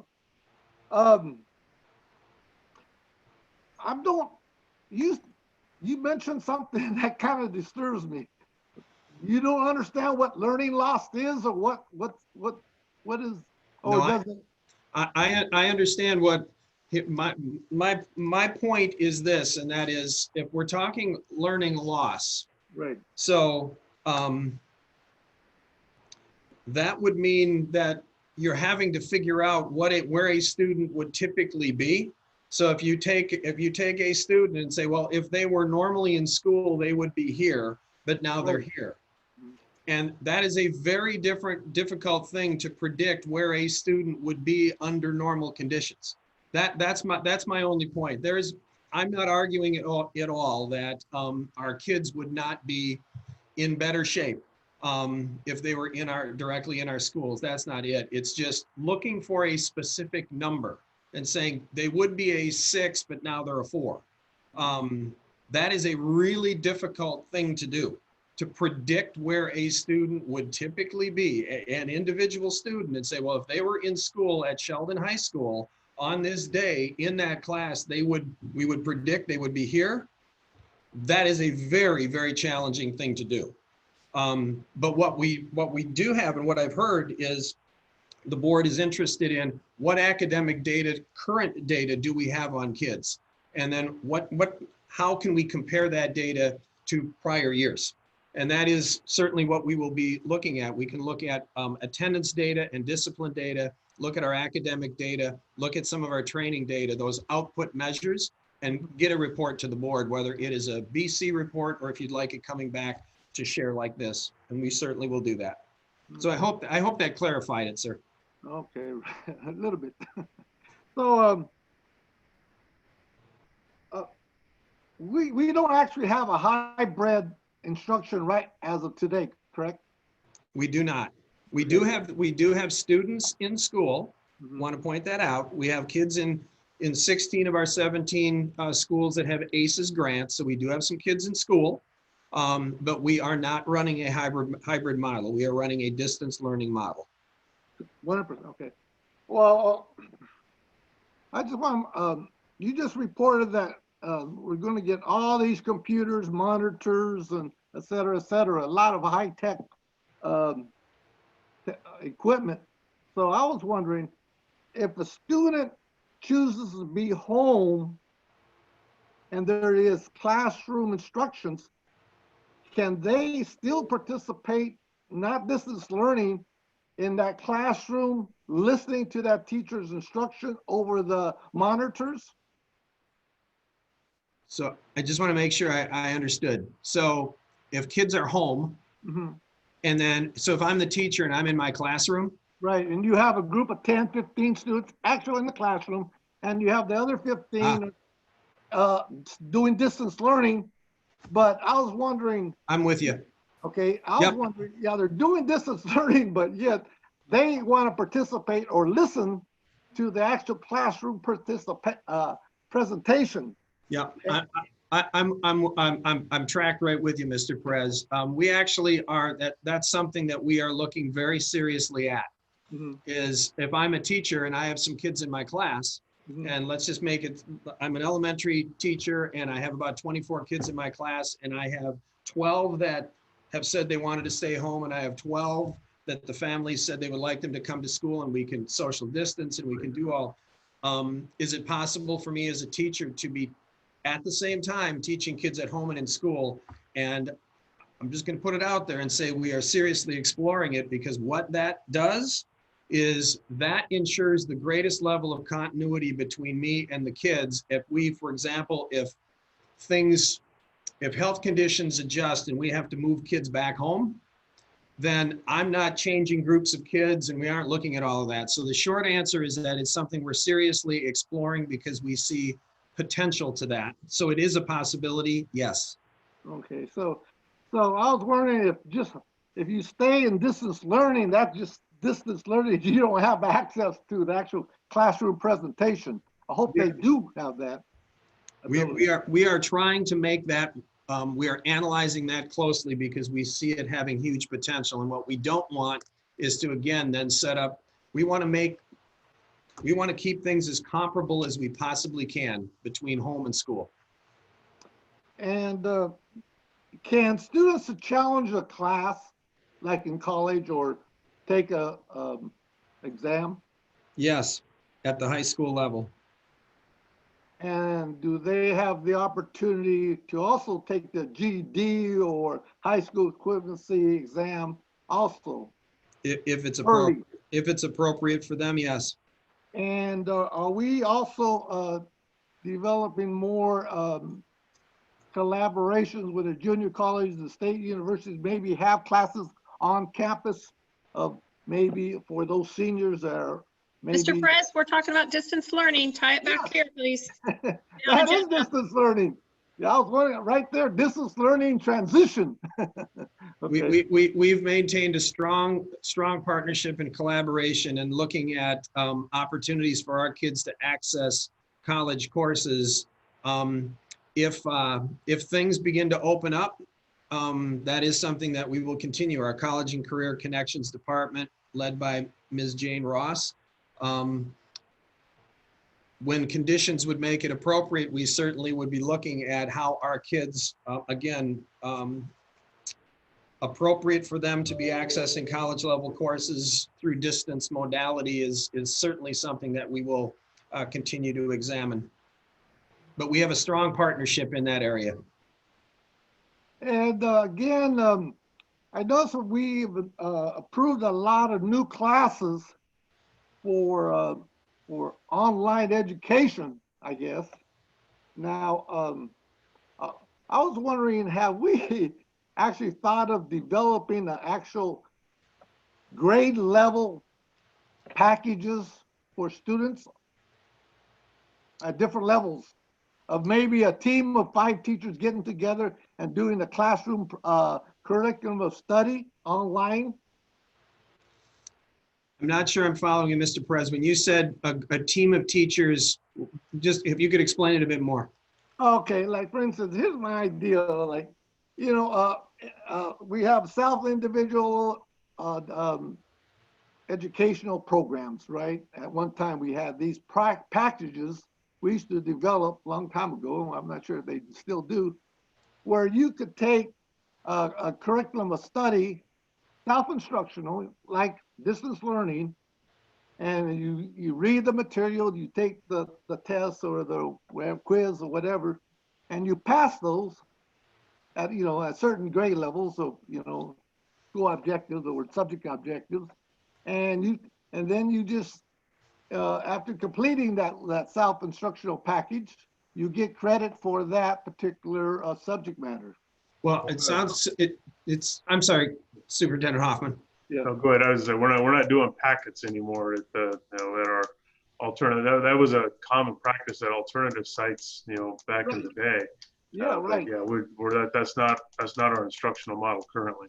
What we do have though, Mr. Perez, because it sounds to me like what you may be referring to is more independent study, and we do offer independent study, but that Exactly. also, but that's what I was going to jump yeah. to. Well, Yeah, we do have independent study. We're study. doing in independent studies, but yet we're not doing that within distance learning, I guess. I want to say. Independent study, you don't get the face-to-face time with the teacher. With our distance learning model, you get the face-to-face time with the teacher. So we have independent study if there's families that want that, but that's a very limited number of folks that are actually looking for that instructional model. People are much more wanting the interface time with their teacher. Well, that's another selective or another alternative to present educational material to our community. It already exists. And how we expanded it. We do have more students accessing independent study than we have had in previous years. Yeah, that's what relatively small. That's what I suspect. Right. Yeah. So can we get a report on that by school sites, or to see how much the trend is happening? Because I see a big trend going that way. People are going to possibly just say, hey, let's just go independent, take a test, high school equivalency test, and go on because of the fear of the virus. We do have extensive data on our independent study program. All right, thank you very much. Good job. Thank you. Ms. Singh-Allen. Thank you. Thank you, Mr. Cerruti, for your report. Can you pull up your presentation? Yes, ma'am. Starting with page 10.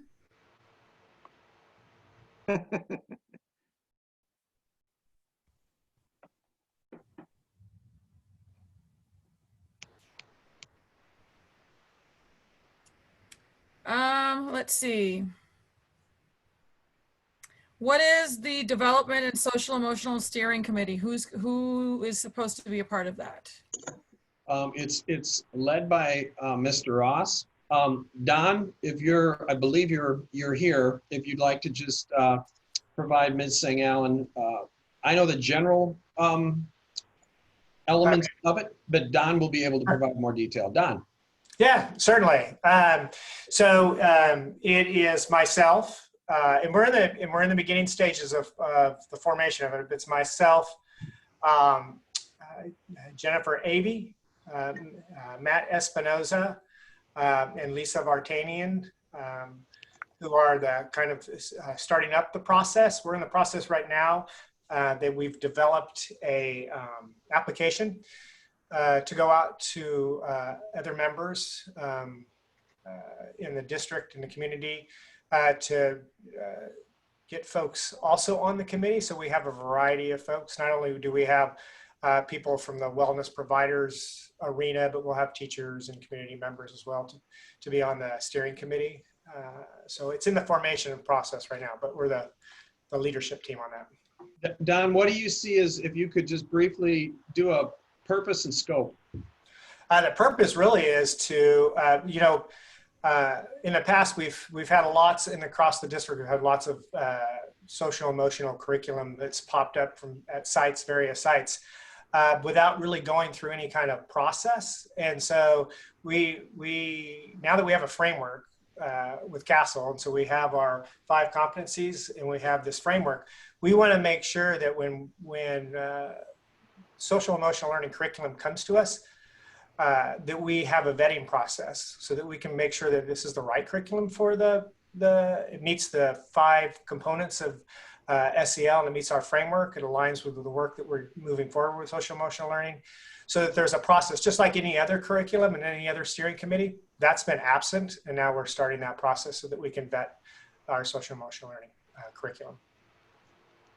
Very helpful. Thank you for that follow-up, Mr. Cerruti, because that was also my follow-up.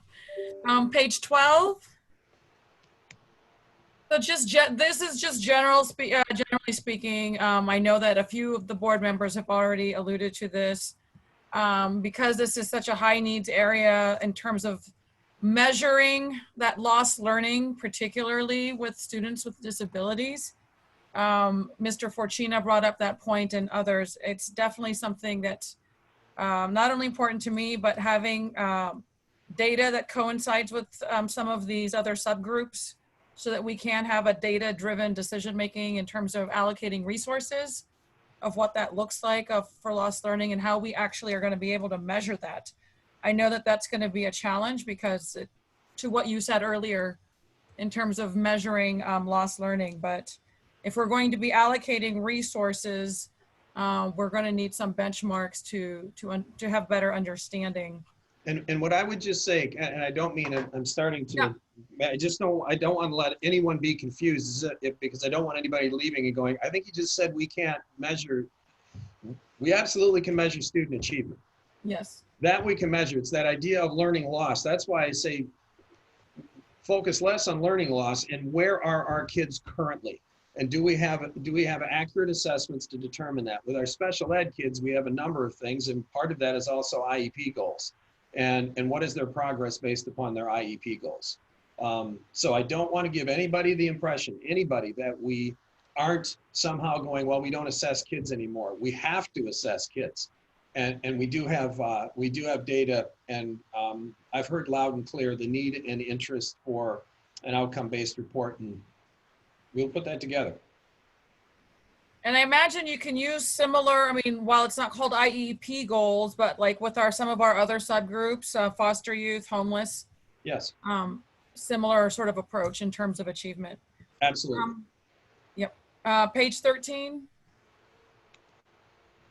And this is just recognition for our FACE engagement. I think that's great that we are incorporating that as we reach out for English language learners.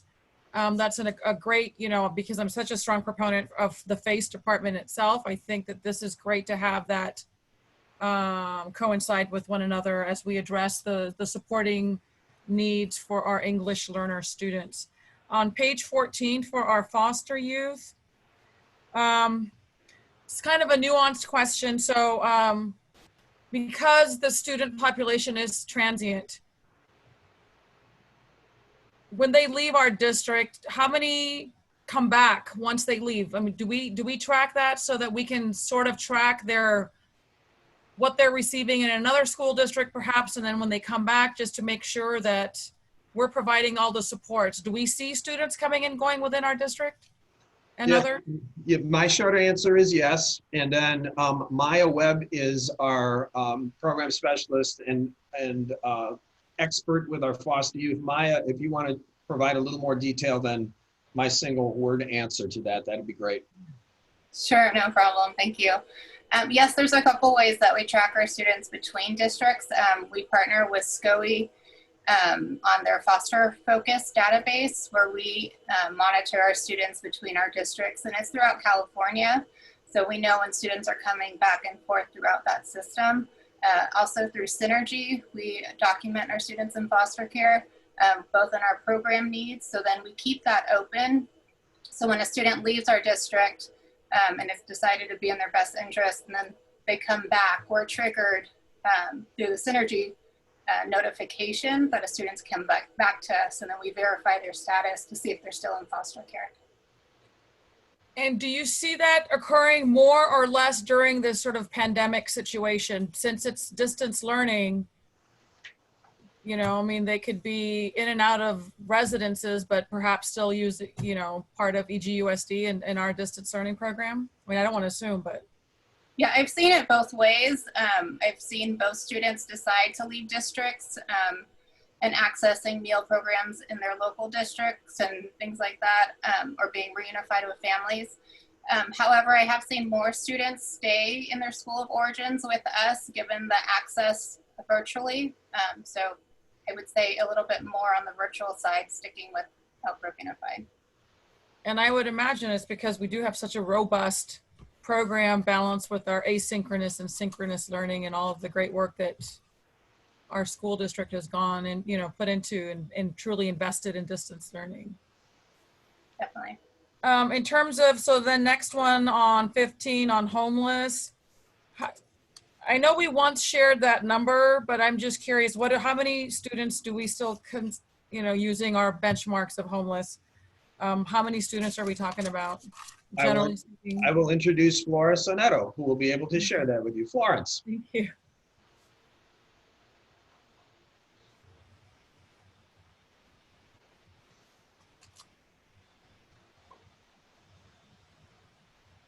I think I will.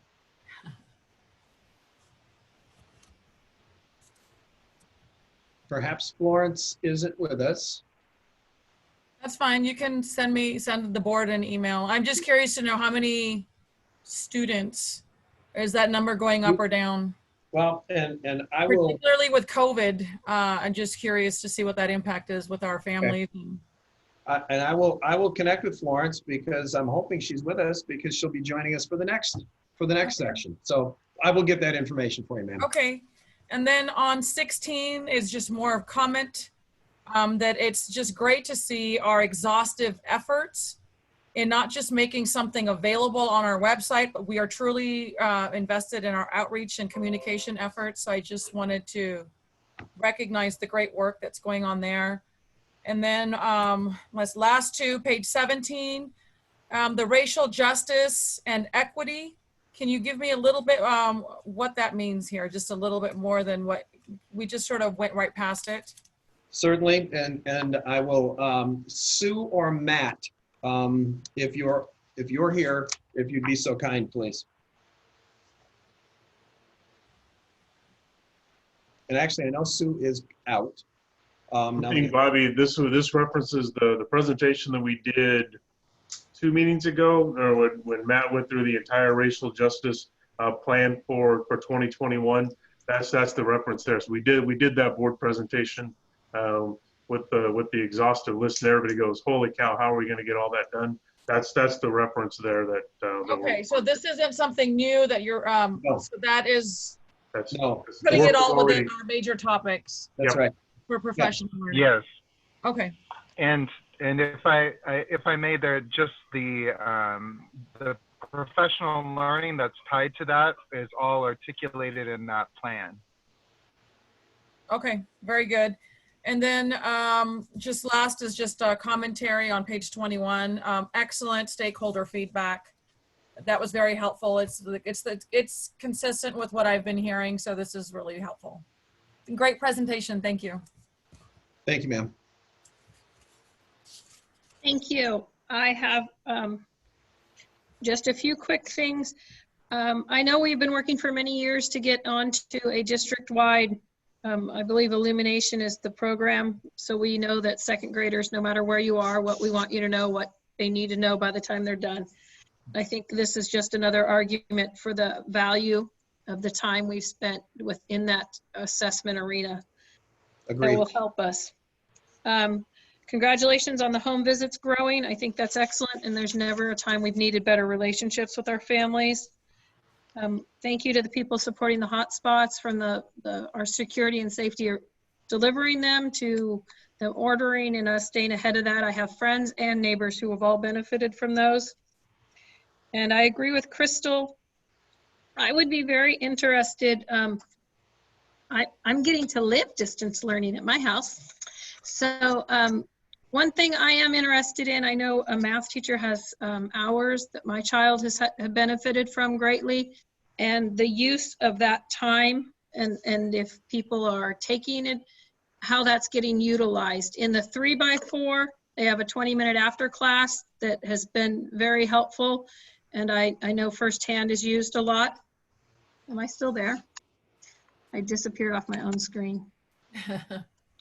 Oh, you've all left me. Okay. We see you. We see you. Well, okay. So I know I feel like that's been good. And so I do wonder, when they're doing the 4x4, if when we talk about making a change, if those are the kind of changes we might be considering, because I just think there are some excellent pieces we figured out in this thing, and there maybe over the new year or something, there can be room for some improvement. So that's my 2 cents on that item. I again apologize. I am now flying blind, but we're done with that. Is there a move? Do we need a break, a 5-minute comfort break, or can we move to our next item? And I'm going to need verbal. Move to the next item. Sounds good. I found you. All right. Elk Grove Unified School District small cohort in-person services update. Ms. Pinkerton, are there any comments, public comment related to this item?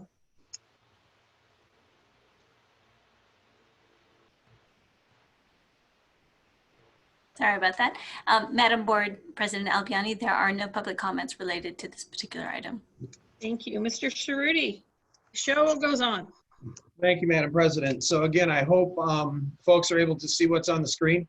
So Mark, just to check in with the board from a time perspective, we have, you can see if you go, there's several different examples that we have, and we're prepared to go through every single one of them. The other option is to hit 3 or 4 of the key ones, because you'll see the structure in which they're built is very, very similar.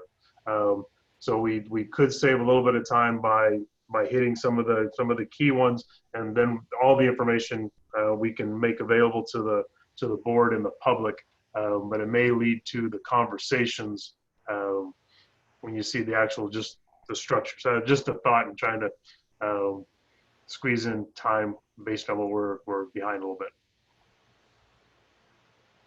So from the board, does anybody have an objection to that idea of doing a broader overview of the information, so we have time to ask questions? I have no problem with it. Okay, I see no hands, so I think that sounds like a great suggestion. I would like to carry on. Ms. Cheris Espinoza had a doctor's appointment she had to leave for, so she will watch the video, of course, and had to go. So thank you, Mark. And then we'll see where we're at the end, and maybe divide up our time again to make sure everybody gets a chance to speak. Certainly, and again, thank you, Madam President. This entire document is available to the public. These are live links, so you click on it, it'll take you right to the area in the document. What I'm going to ask Ann to do, Ann Regali is going to jump in and talk special education, and just run through 2 examples, okay? Because that'll give the board an understanding of that in the format, and then we can jump to English learner, foster youth, and we can run through these. So I think we can get through the presentation and the information in about 15 minutes, 15 to 20 minutes for all of the areas, and then we can take questions from the board. So Ann, you're on, and tell me which one you would like. Let's just go right here. And so for purposes of the board and maybe for the public, let me just clarify one thing, and that is back in late August, August 24th, California Department of Public Health published guidelines on the return of small cohorts for the provision of school-based targeted specialized supports.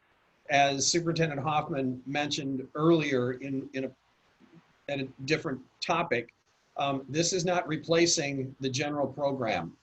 Here's a nuance to this, is we are analyzing it for special education, because in some of our self-contained classes, this can meet that small cohort definition. And we are still in the process of working through that, where it would be a full staff with kids. So know that that is still in development, but this is for supplemental supports and supplementing the current distance learning program. And this same structure, program administrator, the students, this information is exactly the same for the information within it, but the template is the same for each and every program. So Anne, if you're on, I will manipulate the document as you're walking through it for them. And this is Anne Regali, the Director of Special Education. Anne. You bet, Mark. Good afternoon, President Albiani, members of the board, Superintendent Hoffman, and Ms. Avalos. As your SELPA Special Education Director, it is my privilege to be able to report out on our in-person distance learning support and how we plan to bring back some of our most vulnerable students. This is high school, mostly secondary. So as you can see, the students are the highly intensive living skills students in those programs, and the adult transition program. They would be returning to a distance learning support center run by paraeducators. And to answer your question about what about the students who are at home, they could be accessing at home the same teaching that is going on that these small cohorts of in-person students will be receiving with the support of paraprofessionals. And as you can see, the site facilities would be the classrooms, the exercise area, the track, and then if it's an elementary program, it would be the playground, restrooms with changing tables, supplies, all the PPE, staff gowns, and of course it's sometimes depending on whether the student will wear it or not, and depending on the activity, if it's toileting, staff will be wearing more coverage. Medical supplies, feeding, different medical supplies, and the meal distribution. Of course, it would be run, supported by paraeducators, and additional required support would be a site admin on each campus. It's very similar to the ACES program, that there would be a site administrator, but it would be run by paraprofessionals. Student needs, individual student supplies. We would need to be sure that these paraprofessionals were CPI trained for student safety. And Anne, when you say CPI trained, if you could for the, sure. the audience. Crisis prevention intervention trained, so able to provide de-escalation cycle management for if student was a danger to himself or danger to others. And gosh, it would be, afternoons would be synchronous, learning ends. After synchronous learning ends, it would be time for lunch, motor skills, social skills, learning activities, and then all related services such as OT and PT and speech would be provided remotely or virtually. Thank you, Anne. Let's just go down and take a look at. If you could, Mark, go straight to the PALS pre-K, one of the younger programs. I think it's number 5. It's page. Let's see if I can get this to work. Look at that. If you look page 7 works. Or 10, go back up. That's fine. We'll do Jen Lipsky's program. Let me pull it up here. So all the pre-K programs, this is the program for the acquisition of language and social skills, also known as PALS program, would have 2 sessions, one in the morning, early morning, and then time for cleaning, and then one later morning. It would run Tuesday to Friday with Monday for professional learning and planning. The site facilities would include the playground, the restrooms, supplies, similar PPE. These small cohorts would be run by paraprofessionals, and they would be supported kind of like they are at home, but with the training that they need. As I've heard a lot, and we learned at our town hall meeting, it's very difficult for parents without the training to support their students, and there is a real gap and a loss in terms of the social opportunities that these children don't get when they're not with their peers. So in this model, we would be able to provide that for the students. And you can see the numbers on the last page. And again, Mark mentioned all of this is available to you, and I'm always available if you'd like to, if you have questions or would like more data or more information, please don't hesitate to reach out. Mark, just to kind of highlight that page there that shows the number of classes where this would be, where these services would be available to some of our youngest and students with the highest needs. And so these kids are getting support so that they can be more successful in doing their distance learning. We have these programs all across the district currently, and you can see here, just a wide variety of sites and the sheer number of kids that we would be serving and supporting them in their distance learning, and being able to do social, emotional, and other supports with them as well. So I see this and my heart starts to flutter a bit, because it's actually us getting kids back on our campuses, interacting with our staff, and better supporting them in the learning that they're doing. And thank you, Chris. And there are other examples of those in here where you will see that. And in some cases, I'll just take a really brief sidestep, and then we'll move into our English learner program. And that is, Mr. Perez earlier, he literally referenced all 4 groups. He referenced special education, English learners, foster youth, and our students experiencing homelessness. We started with those as being the highest risk factors as student subgroups. It's not to say that there aren't students that are at risk that don't fall into those categories, but we began there. And then all of our program experts, all of our program administrators worked with research and evaluation to examine additional characteristics. So the type of disability, for example, or students that are experiencing chronic absenteeism, or if they've failed a course.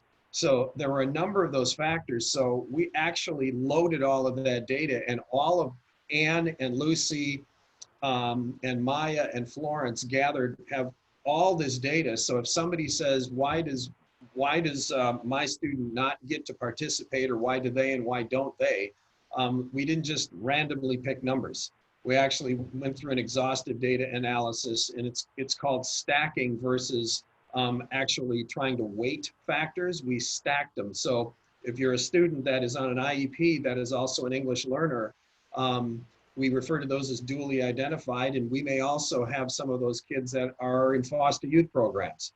They're going to rise at a higher level than some other students. So I just wanted to share that we had a systematic approach to how we went about identifying kids. And now we're going to move to, bear with me as I go through, here we go. And I'm going to turn it over to Lucy Bollinger, our Director of English Learner Services. Lucy. Thank you, Mark. Good afternoon. As you'll notice, for English learners, our recommendations are primarily in addition to the synchronous instructional day to allow for the needed interactions with their English proficient peers. Again, you'll notice also at the top that we've left many of the areas blank because we're still investigating the needs of the different typologies of our English learners. So we'll have more specifics based on those needs around numbers, days, once we also have additional health guidance. Dependent on the typology of ELs we're serving and their needs, we'll also determine the staffing, as you'll see in our actions below. And so for our student needs, this again is based on data from RED, DLAC feedback, trend down report, and that's a report that ELS did with tech services when concerns came up during Distance Learning 1.0, in which we saw students that were set to graduate EL students who then were either failing or receiving a lower grade once they went into distance learning. And so that's something, a report that we've expanded actually to all English learners in all grades, just so we can continue to look at that data. We also looked at surveys, including phone calls in other languages done by ELS, FACE, LSS, and Student Support and Health Services, as well as student and teacher feedback specific to academics, connectivity, and social emotional learning. And so from that, we looked at the needs, and as you'll see in the first bullet point, supplemental, designated, and integrated ELD. The key word there is supplemental. We want this to be in addition to the designated and integrated ELD that they are receiving during that synchronous learning time. In addition, looking at support with class assignments. And this came up even before we went into distance learning. How can we support our English learners in their other core classes so that they can really access that integrated ELD instruction? Targeted academic intervention, again, based on assessment data. And then specifically with our newcomers, looking at how we can support with social emotional learning. And part of that connects to the next one, primary language support. So making sure that we take advantage of primary language support for both academics as well as social emotional learning when appropriate, and again, based on data. And then the final need is just with the additional mandated assessment support. So whether that's the interims that are gonna support with reclassification, or also the initial and summative LPAC. From there, we recognize that there is not a cookie cutter, one size fits all definition of English learners. There's many different typologies. And so what our team did is based on the needs, we looked then at the service description and thought of what that could mean for each of these typologies as we look at the data. And so for the first two, we really looked at newcomers, and newcomers are the only group in which we provided an additional support during that synchronous time. And so the first part is looking at some ideas for actions that we could provide newcomers, such as, again, that supplemental ELD instruction, support with those assignments, potentially, again, potentially based on data, that primary language support, and looking at that social emotional support, as well as early literacy foundational skills, especially at our secondary schools. In addition, another layer of action for newcomers would be access during that synchronous time when they are interacting with their English speaking peers with support. And so looking to see how our bilingual teaching associates or paraeducators can support during that time. And in turn, making sure that that planning is done with a classroom teacher, that it's not seen as something separate. Another group are our refugees. And again, not all of our refugees are newcomers. They may need trauma-informed support, primary language support. I appreciate, again, hearing earlier the celebrations around the collaboration between ELS and FACE, because this is an area that we continue to work on with our ongoing grant, as well as with the CARES Act funding. ELS and FACE are looking to explore additional ongoing refugee and newcomer support. Another group is our typically progressing ELs. And so this is looking at any other additional support that they might need. Again, elementary and secondary being different based upon their schedules. And I put a note here that this student group is, in general, maybe doing just fine. And so we would want to maybe look at and prioritize the other typologies that we've listed here. Looking at our LTELs are our long-term English learners, and those are at risk for becoming long-term English learners. Again, we want to be proactive with our long-term or at risk of becoming long-term English learners, and really make sure that we're putting supports in place, both academic and social emotional.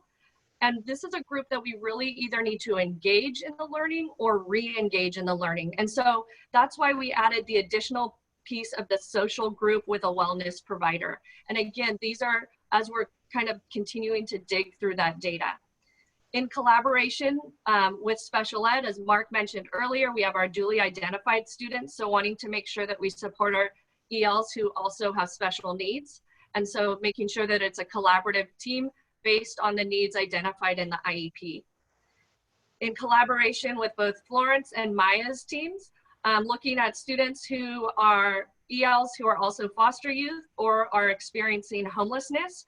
And so looking to see if there's additional counseling that we want to provide. And finally, our reclassified fluent English proficient or RFEP students. We are responsible for monitoring these students for 4 years.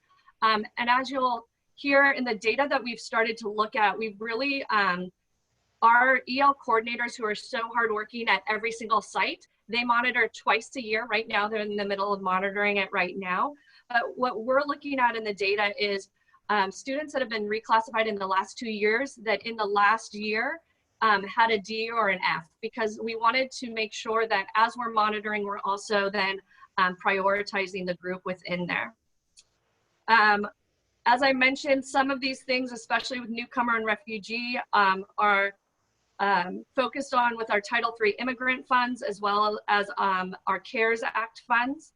And then in collaboration with RED, we've started to look at these different typologies by region to identify the highest percentages. And then from there, breaking it down by elementary, middle, and high school. Also, as Mark mentioned, reviewing other risk factors that might be stacked on with that, whether it's homelessness, duly identified, etc. And I wanted to just add that while we're currently investigating needs as we develop these supports, we must also remember the assets our students who speak a language in addition to English bring to our schools and communities. And I think we'll take that into account once we get programs up and running. So I'm happy to answer any questions, as I tried to fit that all in my short time. Thank you, Lucy. Thank you, Mark. Thank you very much.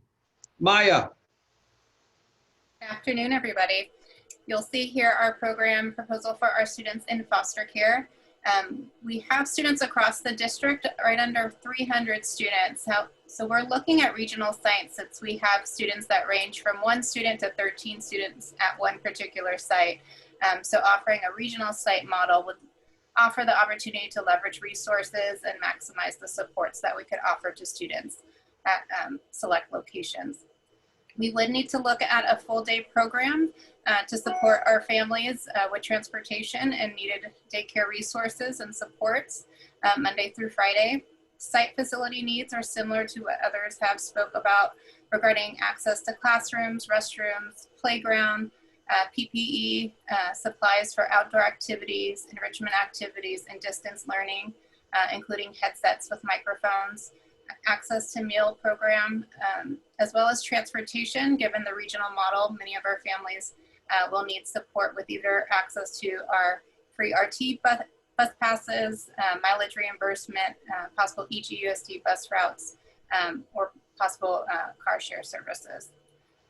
Staff needed, we're looking at similar to the ACES program as well, as with offering paraeducator support, or our case management team, which involves staffing that are titles under the regional team, program technician, our school social workers, counselor, or looking at our contracted staff for our supplemental services through Total Education Solution, or other ACES program staff at the center, or edupreneur. When we looked at our student needs, overall our students in foster care have historically had significant academic achievement gaps. When we look at more recent data, we see that our students are experiencing 28% chronically absent.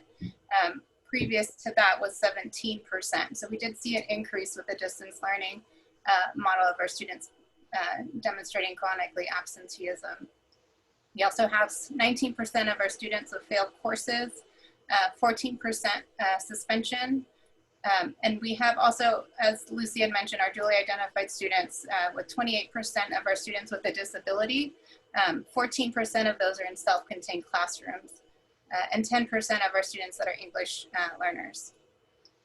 We also completed family surveys with each of our families, and our case managers continuously work with our families throughout distance learning. And the needs that were identified in those conversations included better connectivity to the internet.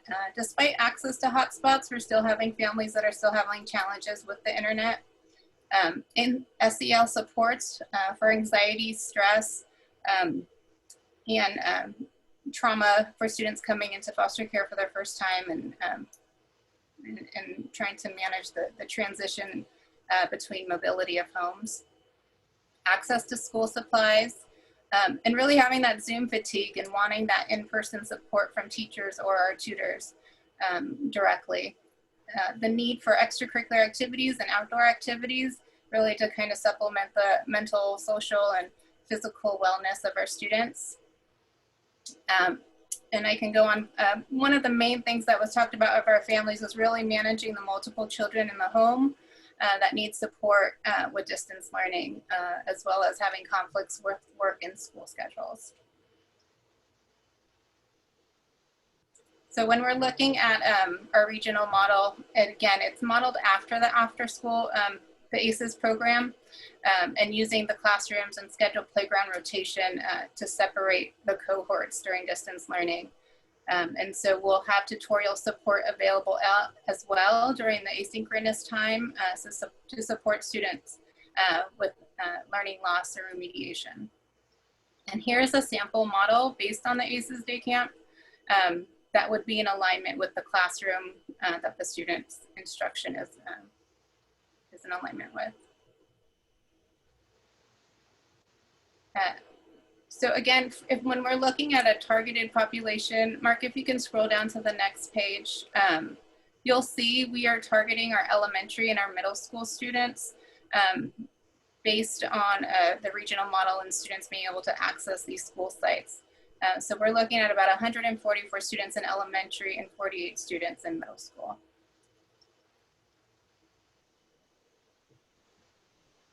Thank you, Maya. And Florence, you are here, aren't you? I am. There's Florence. There's Florence. And so, Florence, you can probably answer Bobby's question. Yes, I apologize. Oh, no need to apologize. It's great that you're here. Thank you, ma'am. I am here. Hello, everyone. Thank you for having me here today to talk about our homeless education program and how we think that we could help support our students at this time. So one of the things that we did is we reached out to Maya to look at the possibility of sharing a similar model for intervention between our homeless students and our foster youth students, because we have students like foster youth, we have students scattered throughout the school district. In some of our schools, like such as in the Valley region, we have a large number of students at individual schools. For instance, at Charles Mack, I pulled up my list of students at every school. So at Charles Mack, we have 24 students who are registered as experiencing homelessness. But if you go to Stone Lake, we have 1 student experiencing homelessness. And one thing we know about that is that no matter what school or how many students are congregated in a particular school, all of our children have similar needs. And so we wanted to come up with a plan where we'd have a regional plan where students would have a place that we could direct them to get the additional service that they might need to engage. And if you look at our risk factors for homeless education, 51% chronic absenteeism. And of course that has increased, but this is looking at over the past year as well. And so it's an ongoing issue for our students just being engaged and getting to school. And it's increased since that hasn't happened. And a lot of our families are feeling overwhelmed.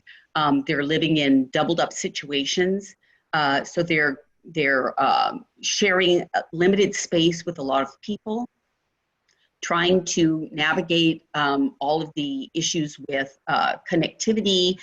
Even though the district, in conjunction with our program, has done an excellent job with identifying needs, getting hotspots out to families, getting Chromebooks, but navigating that and being proficient at it is still something that's really challenging our families. And they're sharing that with us through the district surveys, through our ongoing contacts that we make through verification and ongoing case management, that connectivity and navigating the distance learning is really challenging for families. Keeping students engaged who are under a great deal of stress and struggling with being in crowded situations or unsheltered situations or in shelter situations, like emergency shelter situations, and then trying to attend to school for periods of time is just really creating a great deal of stress for the parents and the students.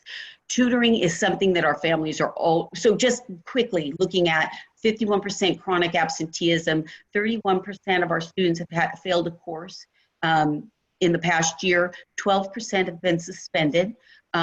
So we know that behavioral challenges, social emotional adjustment, anxiety, engagement are an ongoing issue. 20% of our students have a disability.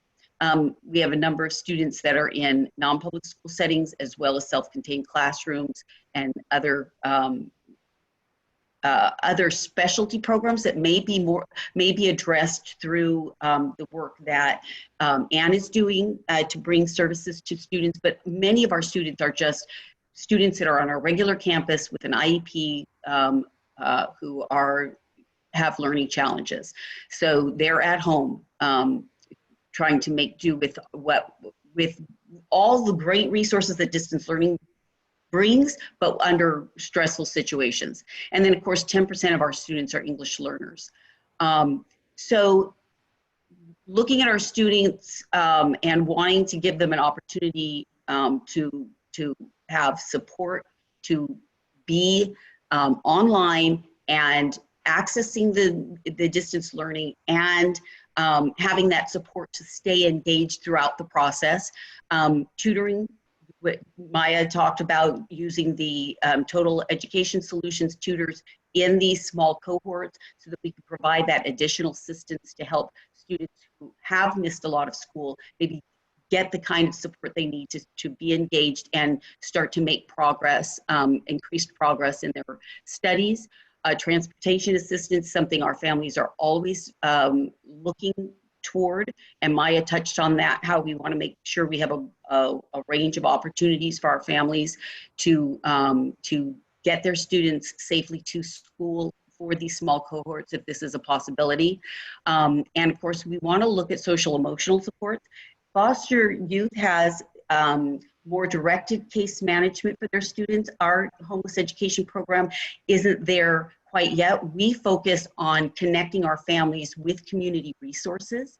And that primarily happens over the phone with our families, offering resources. And that, so you will see when we look at the staff that may be available from our program, we would continue to provide that case management that we talked about earlier in distance learning, separate from the cohorts at this time. That's our thought, unless there was some way to create the staffing to bring in additional social emotional supports.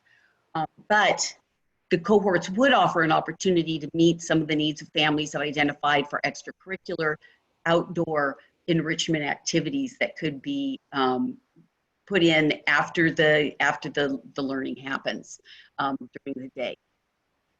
I noted some of the kinds of needs that we have identified for our secondary students, and at this time we were focused primarily on the younger students because they have the greatest challenges with having the appropriate supervision to be engaged in distance learning. But our families do talk about the college career readiness and transition out of high school after graduation as needs for our homeless education students. So if you'll move down to the service description, you're going to see Maya and I have shared the same service description, looking at modeling a small cohort experience that would be based on the ACES camp model, so that students would be on campus receiving meals, receiving support to be engaged in distance learning, and then having enrichment activities and outdoor activities on the playground in a rotation throughout the school day, providing them more structure, guidance, and engagement in the distance learning process, as well as some added activities and things for enrichment to help them integrate what they're learning in their social interactions and in their extended activities. And then if you'll look at the final page, I focused on our elementary numbers. We're hovering around 450 students total. That was a question that came up earlier for our district in terms of students experiencing homelessness. That varies from day to day, similar to foster youth, but at this time we're hovering around that area. For our 1st through 6th grade students that would be identified for these cohorts, we're at 197 students as of yesterday. So this was, I just kind of laid out the possibility of how we could have cohorts at school sites that are already hosting ACES programs, where we could bring in cohorts, and this would just give you an idea of the number of students that would be at each of these sites that could be targeted for to be included. Not all families may choose to be included, but you would see sort of the numbers that we would have and the number of cohorts that we might look at, the paraeducator staffing, 2 paraeducators per cohort, and a TES tutor. And then under the number of students, you might see that some are larger, some are smaller. And this is where Maya and I would be able to look at our staffing and collaborate to fill cohorts.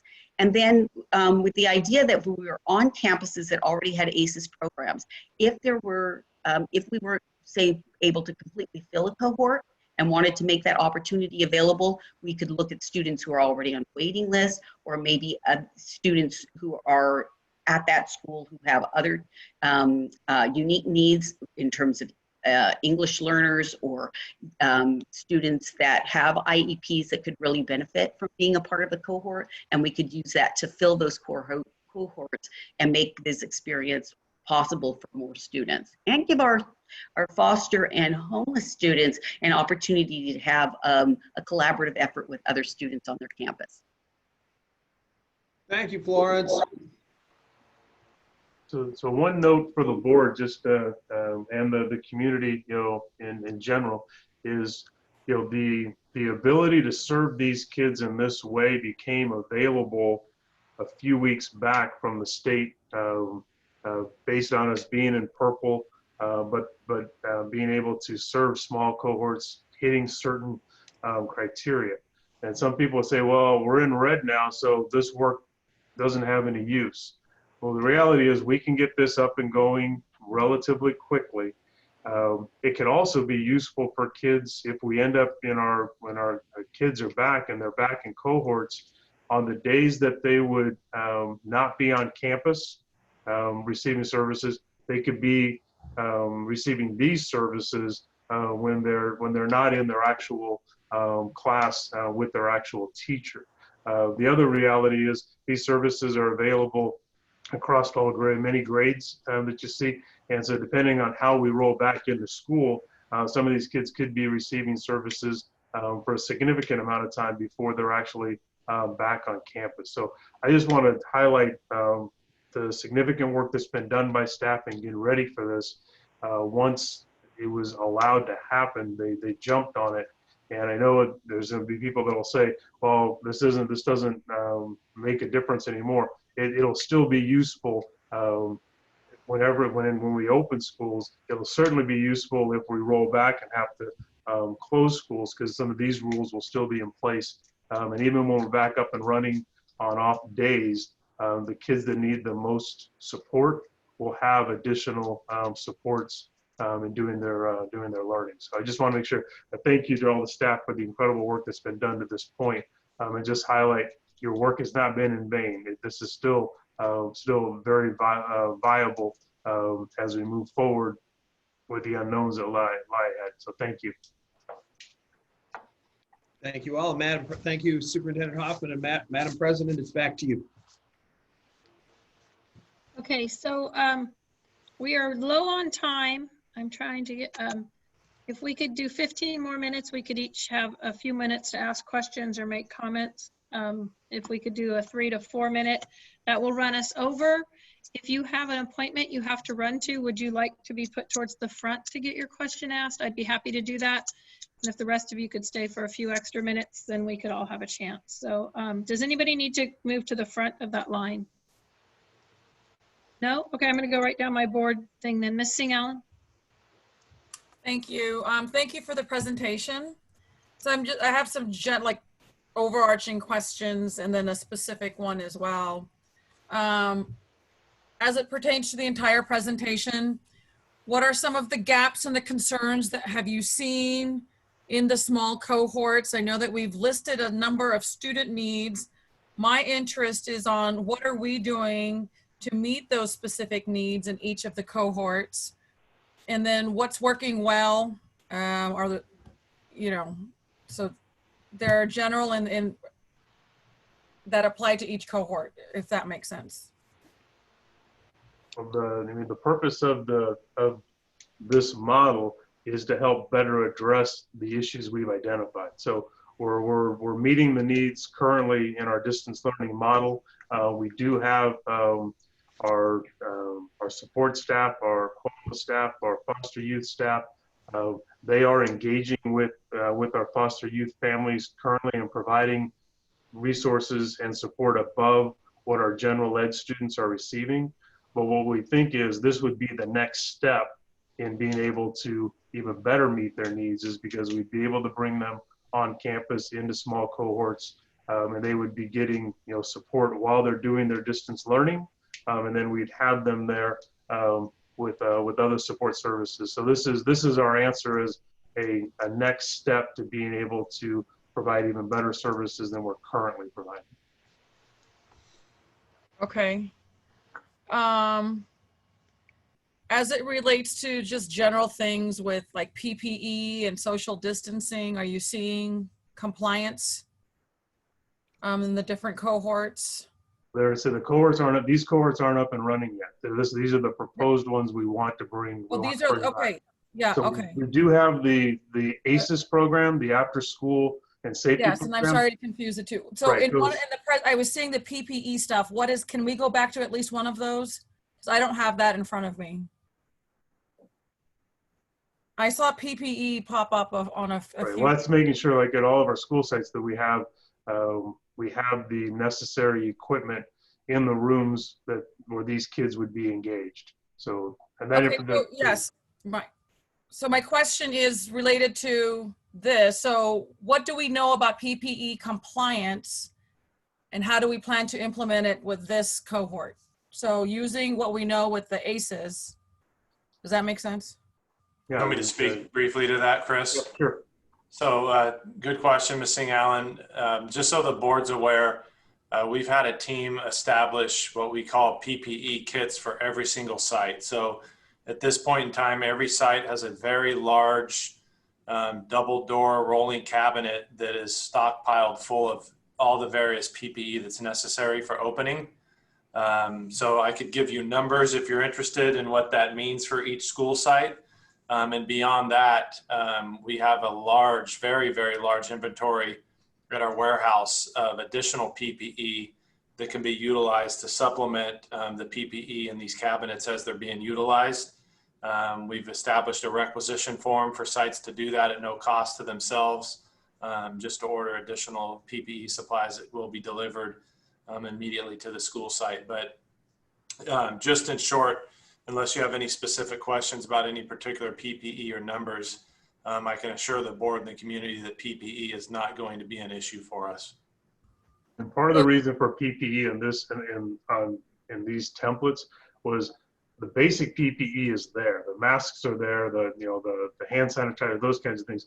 The question is, if you look at this in the intensive living skills, the bite guards and staff gowns. So in some programs, we need some things above and beyond what are the standard PPE, and that was as the staff was going through and creating the program, they wanted to make sure that we had those additional pieces available as well. Okay. We're at 5 minutes. If you have anything else, Bobby. Nothing really jumping out. I know that we're still in the preliminary, but you know, going back to that original question, I'm definitely going to be interested in seeing what we specifically will be doing to address those needs that are identified in each cohort. So I assume that's probably maybe a follow-up presentation. But we've identified what they are, but what are we going to be doing to address those? So. All right, thank you. Mr. Perez.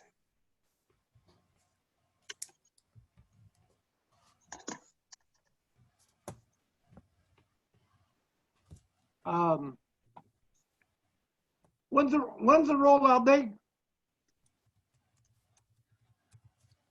We don't have a date on the calendar. What we're looking for today, if the board is comfortable with this work, then we will identify staff and begin the rollout of these programs. So the getting the staff in place, contacting the families and making sure who want to participate. It's not mandatory. It's just another you know, opportunity for families to participate. But we would want to get this up and running ideally in the next couple of weeks. I only saw 3 of the targeted student body. I didn't see Title I low income. What do you do? How many of those are going to participate? So one of the factors that the low-income students certainly would, I can't give you a specific number, but certainly a number of these students are going to be students of low socioeconomic status. Mark, also the ACES program is that's the target of the kids, and those programs are already up and running at 16 of our highest need schools. So that work's already being done. And a 17th school is soon going to be doing the same. So the ACES program is up and running now. Yes, I'm still talking about the students that are not ACES, not foster youth, not special ed, or homeless. So those low-income students that don't, what's happening to those?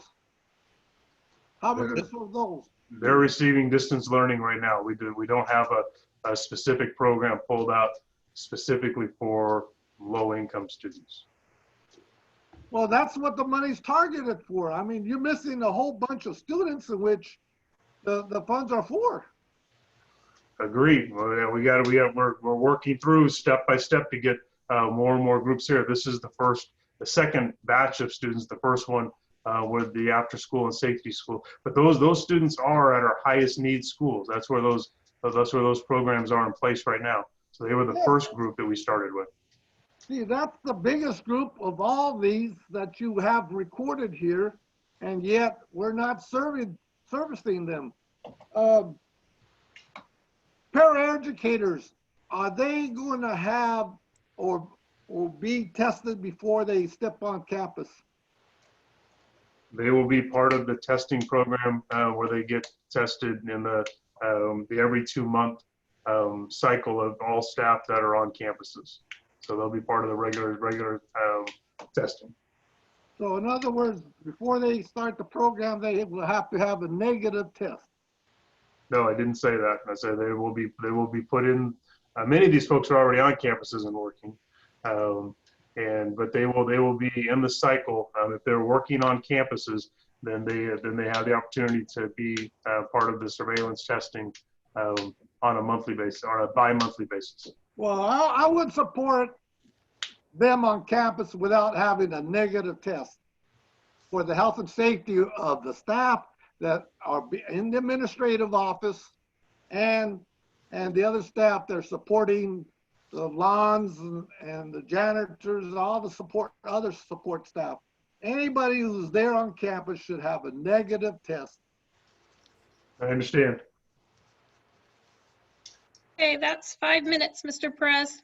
Do you have a last question? I have another one. Okay, let's be quick, please. All right. Pass. I know the answer. Okay, or you can contact Mr. Hoffman directly at any time. Mr. Madison? Okay. Thank you, Madam President. Yeah, I want to thank you also for the wonderful presentation. It was very informative for me. This model appears to me to be the right additional step that we need to take for services for these particular kids. So I'm kind of excited about it, and I totally support that we can move forward on this. The only question or request that I had as we move forward and come out with some additional reports that we can look at the complete district and broken down by regions about the homelessness and the cohorts that we have set up. Is that possible, Mark? Yes. Yeah. When we're pulling data on any programs, Mr. Madison, we can always do it by site, by district. We can do it by region. We certainly can do that. Okay, because we showed, I think, mentioned in the elementary schools, we got about 194 students identified, or is that just what she had on the? That was the one group. That was the homeless students. That was just the one group. The one group. Okay. Right. But So, because we have sometimes small numbers at individual sites, that work is going to be done on a regional basis Sure. versus trying to do it at every single school site. correct. I understand that. Okay.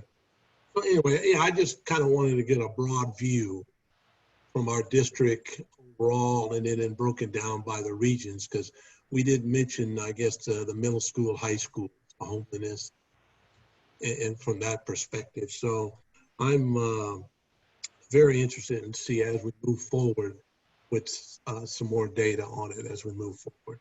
Yeah, understood. And we'll make sure that we keep the board and fully informed, because as Mr. Hoffman indicated, a next step is, it's staffing. We make sure that we're staffed and ready to go. And then the other is the outreach to families to see, to make that offer to folks. And once we start filling cohorts, we will keep the board fully informed where they're located and numbers. And as we've indicated, we are and will continue to track and report on student outcomes. Okay, just one last, just to follow with Mr. Perez, that what he was talking about, the low income, and I know the ACES programs covers some of that, but as we move forward, we certainly would like to integrate that part of our population as well too, because it's sorely needed in certain regions. Right. And just to be clear, so our homeless kids, they show up in those free and reduced numbers. Yes. Foster youth show up in those numbers. Our ACES kids. So there are a significant group of those kids that are being served in this. But we're aware of both Mr. Perez and Mr. Madison's highlight of that. Okay, appreciate it. Thank you. Thank you. Dr. Martinez-Alier, followed by Mr. Fortuna. So just want to mention real briefly, I had some technical problems with technology, of course. I'm sure some of you can bear with me on that. So I was able to catch part of the presentation. My questions are more geared towards, I know moving forward is essential, I believe, based on student needs and the populations identified. So thank you for the presentation. Are more about, my questions go around to collecting that data, knowing exactly by site, but we had the estimation broken down for us regarding each of the cohort groups, what that would look like overall for the district. So I think coming back, like when we're assessing the families and making an offer, we'll have a better indication of like how many students per site or per campus. And then also making sure that all the individual needs are met. And I guess it goes back to another question of staffing. Depending on how many students we have, right, who are interested, or families that want the cohort model, then doing the ratio to see how many staff appropriately will be there to assist and support the students when they're back on campus in person for each of these cohort models. So that's where some of my questions resolve around, but I do support the next steps especially seeing that it's essential for some of these student groups. Thank you very much. Mr. Fortino. Thank you. Bobby was asking about getting information on how we're going to address student need. And I presume that that would also include how we will measure the outcomes and what the outcomes are. So I would see that as three-part. What are we going to do?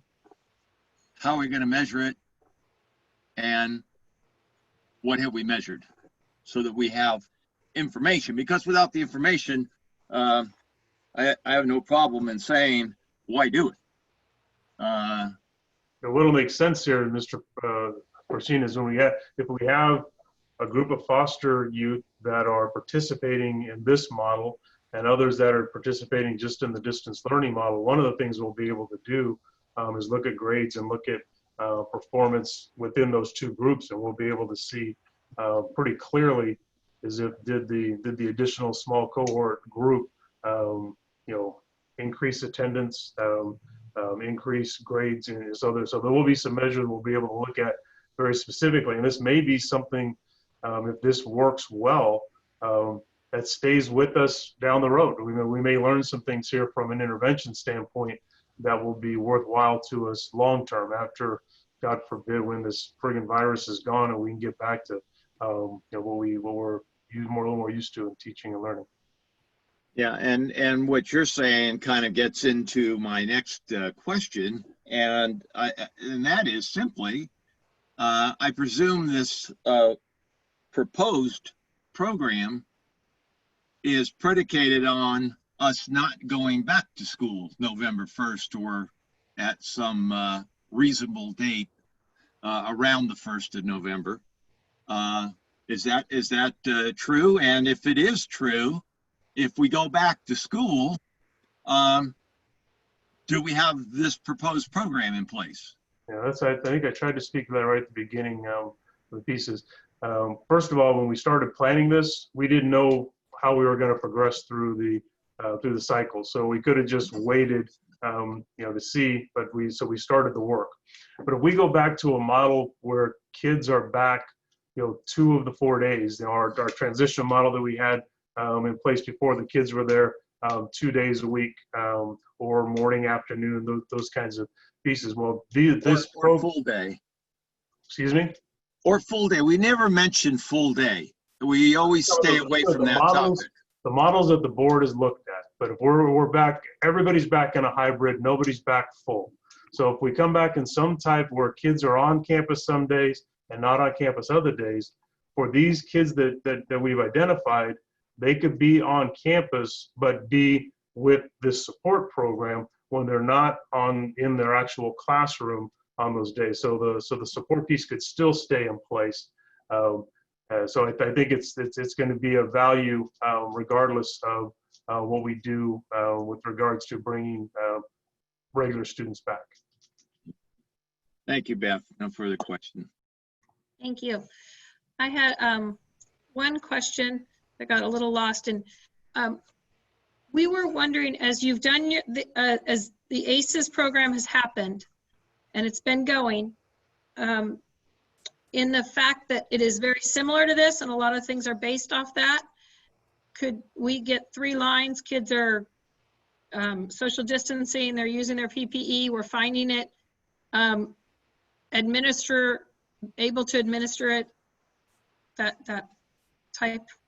Yeah, I can speak from personal observation. So we were at Herberger Elementary School on Monday morning before cabinet because we did a walkthrough to see the new campus set up with the rooms, pared down and social distance, and they had ACES classes that were going on at the time, and the kids were in their masks. They were socially distanced within the classroom, and they had staff there. We did also visit, Rockland Unified last Friday. Mr. Pearson, I did.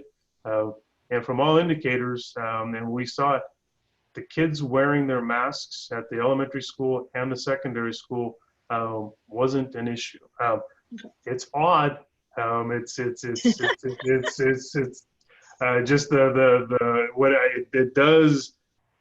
That people interact differently with them, so it was different. But and all the folks that we talked to that are doing this so far, and then in my observations here, kids have been and staff have been very good in doing that.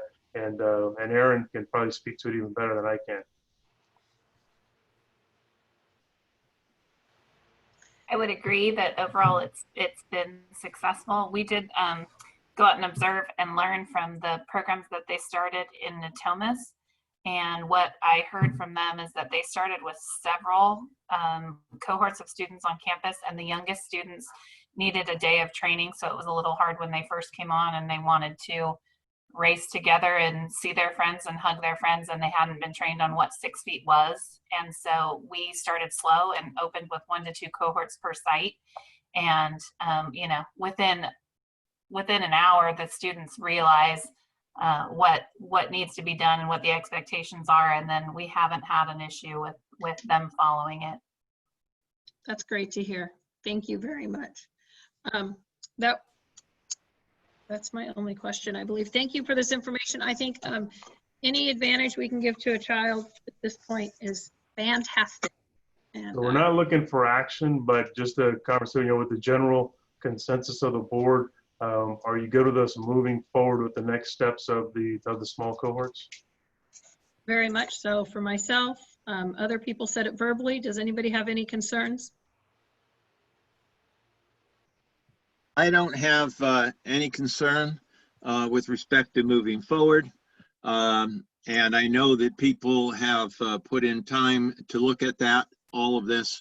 I just will say that I just believe it's minimal and that we should be directing our efforts to bring our children back to school. Thank you, Beth. My concern is that being those paraprofessionals being tested before they get on campus, because I want to stop community spread. I don't want to participate in community spread. And I think without a test and going on campus, that could contribute to community spread of the virus. Understood. That's the only issue I have. Okay, thank you. Okay. Do you need anything else from us, Mr. Hoffman? Are we good?